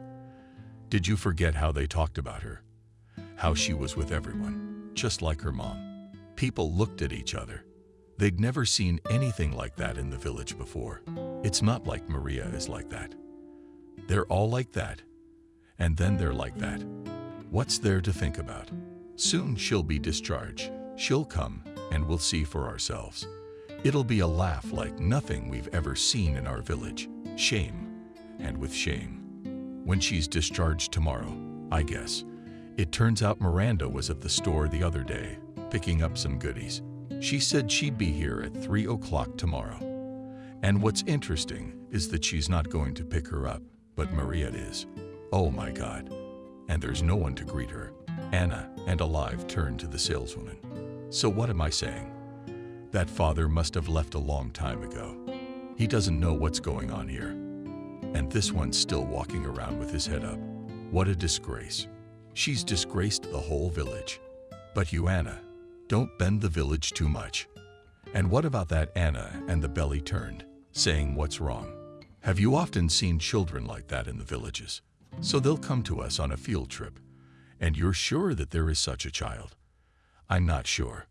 Who knows who she was carrying? So I'll go to 3 tomorrow to look in you. And come. Anna jumped out of the store. The main business is done. She gave people food for thought. The woman was sure that all, if not more, would show up at the house to see Maria. Shame. Look at them with their heads up. Ugh. In fact, I thought I should tar the gate at night, like they used to do in the old days. But then I decided that I could get some gingerbread from my relative, and decided to limit herself to a fiery speech. When Maria arrived, she would take revenge for all her words. Miranda looked out the window and raised her eyebrows to the window. Zach came up as well. Whoa, is this the whole Maria meet and greet? Miranda sighed. I wish it was a good thing. You see, it's the grandmother. She must have brought everyone. Emily can't get over the fact that her grandson ran after Maria. She's trying to ruin Maria's life. She can say mean things, ruin her mood. You know, when Maria arrived, she couldn't even go outside for a long time. Then what did they say about her? Zach smiled. I recognize her village. I'm from the village too. Like my grandmother used to say, a village is a place at one end. Someone spoiled the air, and at the other end they already know that they can get their pants dirty. Miranda laughed. Oh, I can't with you. I never thought you could say that. You know, that's what they say in our country too, only in slightly different words. Zach smiled. You don't worry, everything will be fine. And Maria's not alone. What's up with them? Miranda looked at the man questioningly. Well, how can I put this? First Maria cried, then she kicked my son the hell out. Good for you, by the way. You should have said something else. Then she kind of listened. Anyway, they're going together. They are. Really, he called half an hour ago. Miranda was quiet for a minute. I wish Maria would finally have some happiness in her life. Look at this. And David is mine. You'll love it. Miranda smiled. Then she exclaimed, oh, look, there's a car. They went outside. There were a lot of people outside the house, but Miranda proudly walked past all of them and stopped at Anna's path and said confusedly who was with her. Who's who? Our new businessman who bought the farm from Peter. I wonder what he's doing here. Anna squinted. It was so unexpected that it threw her off balance for a few seconds. Actually, the businessman shouldn't be here, and he's probably been in the house for a long time without a car. All right, she would think about that later. Now she had to think about something else, because 2 cars were approaching the house, and such cars that Anna even took a step back to rethink what she had just seen. She took a step back and turned around. There was a wall of people she herself had brought here. You, Anna, go, go, go. We may still have work to do. I don't want him to ask what we were doing here later. The main thing is that it's not clear what he has to do with all this. Anna chuckled. Nothing. Jesus. He gave her a ride to the maternity hospital. And as a well-mannered man he came, he probably brought her a present. People were gossiping. It's true, isn't it? Everyone began to move closer. I really wanted to see that dark-skinned child. The cars stopped. One car they recognized immediately. It was the car of their businessman, but the other was a stranger from Zach's car. And his driver started unloading flowers and gifts. People were looking. Not bad. So I took one time out on the street, and here you are. How many gifts? Anna smiled. Everything is going according to plan. People are like that. The main thing in the right direction to send thoughts. And then, as usual, she walked, embarrassed to get closer to Miranda. Aren't you ashamed? In public, fat, heavy bang. Miranda looked at her in surprise. Why should I be ashamed? It should be you who should be ashamed of your filthy tongue. That my tongue did not tell the truth somewhere walking. You had both a daughter and a granddaughter. You'll see, and Maria will throw a child at you and only wags her tail at men to hang around. That she has a grandmother husband, no. Walk. I do not want. Zach at first decided not to interfere in this conversation. Then he couldn't stand it. Come on, Miranda, it's time for you to meet your son-in-law. Anna opened her mouth. What son-in-law? At that very time, a young man got out of the first car.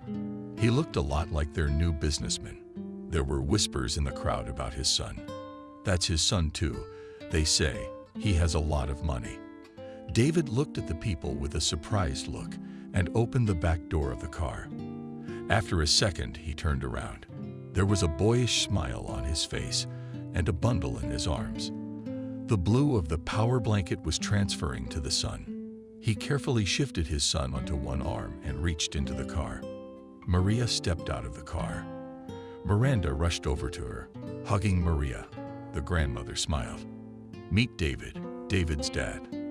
The crowd buzzed. He's dark-skinned. What's the setup? Where to freeze on, Anna? I picked up my skirts and hurried to my house. They're all still on crutches. David looked fondly at Maria, then at his son when his father called him. Something turned over in David's soul. He suddenly felt that he was no longer just a man. Now he was a man who was responsible for his family, for Maria, for the baby. He was sure that the baby would be all right, because he could already feel it, even though it had not been born yet. At the hospital, they wouldn't let him in. They told Maria that she was asleep, and no one would be allowed to see her now. Her father had already taken Maria's grandmother away, and David was determined not to go anywhere and leave Maria and her son alone. They tried to send him home. They didn't want to talk to him. Maria. But David was not the kind of man to give up. A month later, the village was talking again. True, the talk was no longer about Maria, but about the 2 pillows with which Maria had once gone to the mountains. The police came from the town, and accompanied by a policeman, they went to Kathy's house. Naturally, an hour later, the whole village knew that Maria was not alone with an empty purse at that time. Now the village was really buzzing. The police came to Maria's house. Do you need to write a statement too? Maria smiled. No, I won't do that. In fact, I'm very grateful to the girls for doing this to me. If I hadn't been alone in a strange city with no money, I wouldn't have met my new family. I wouldn't have William. Give the girls mine. Thank you very much. That evening, the guests delivered those words to Kathy and Emily. Kathy even felt a twinge. Mother Teresa was a blessed fool, and she still is. But that's okay. Now this will all be over. and you and Emily, will go back to town. This time, you and I will succeed." The guest looked at her in surprise.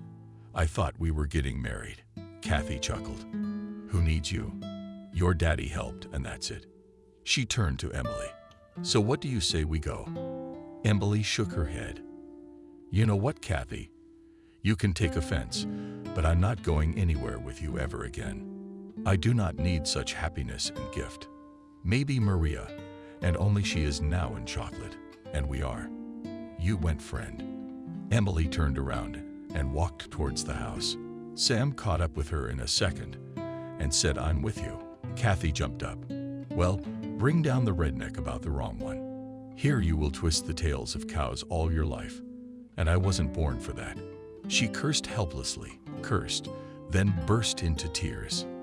"Remember, you will still know me, what I will become." But no one heard her. "Maria, maybe stay for a while." "No, I'm going to Grandma. David is getting divorced tomorrow. Need to support him." Vanessa is very belligerent. "I'm already worried. I really don't need it, Grandma. In general, David asked me to talk to you." "Talked about what?" "Well, grandmother, you understand how you and I will miss you. I understand that you love the village, but maybe you will think about it anyway." Miranda smiled. "No, Maria, I will stay here and wait for you to visit. I just don't know. Zakhar Artem still has to work. I will be in charge of production. You know, it's so nice to know that you haven't been completely written off yet." Maria looked at her grandmother in surprise. "So Granny is 66. How old is Zach? Why is Grandma blushing so much?" "Who's Zach?" 63. They recently celebrated his birthday. In the evening, David hugged Maria and asked, "Why are you so thoughtful? Do you miss Grandma?" "No, it's not that I'm bored." Say, well, David was waiting for Maria to continue. She didn't know how to phrase it.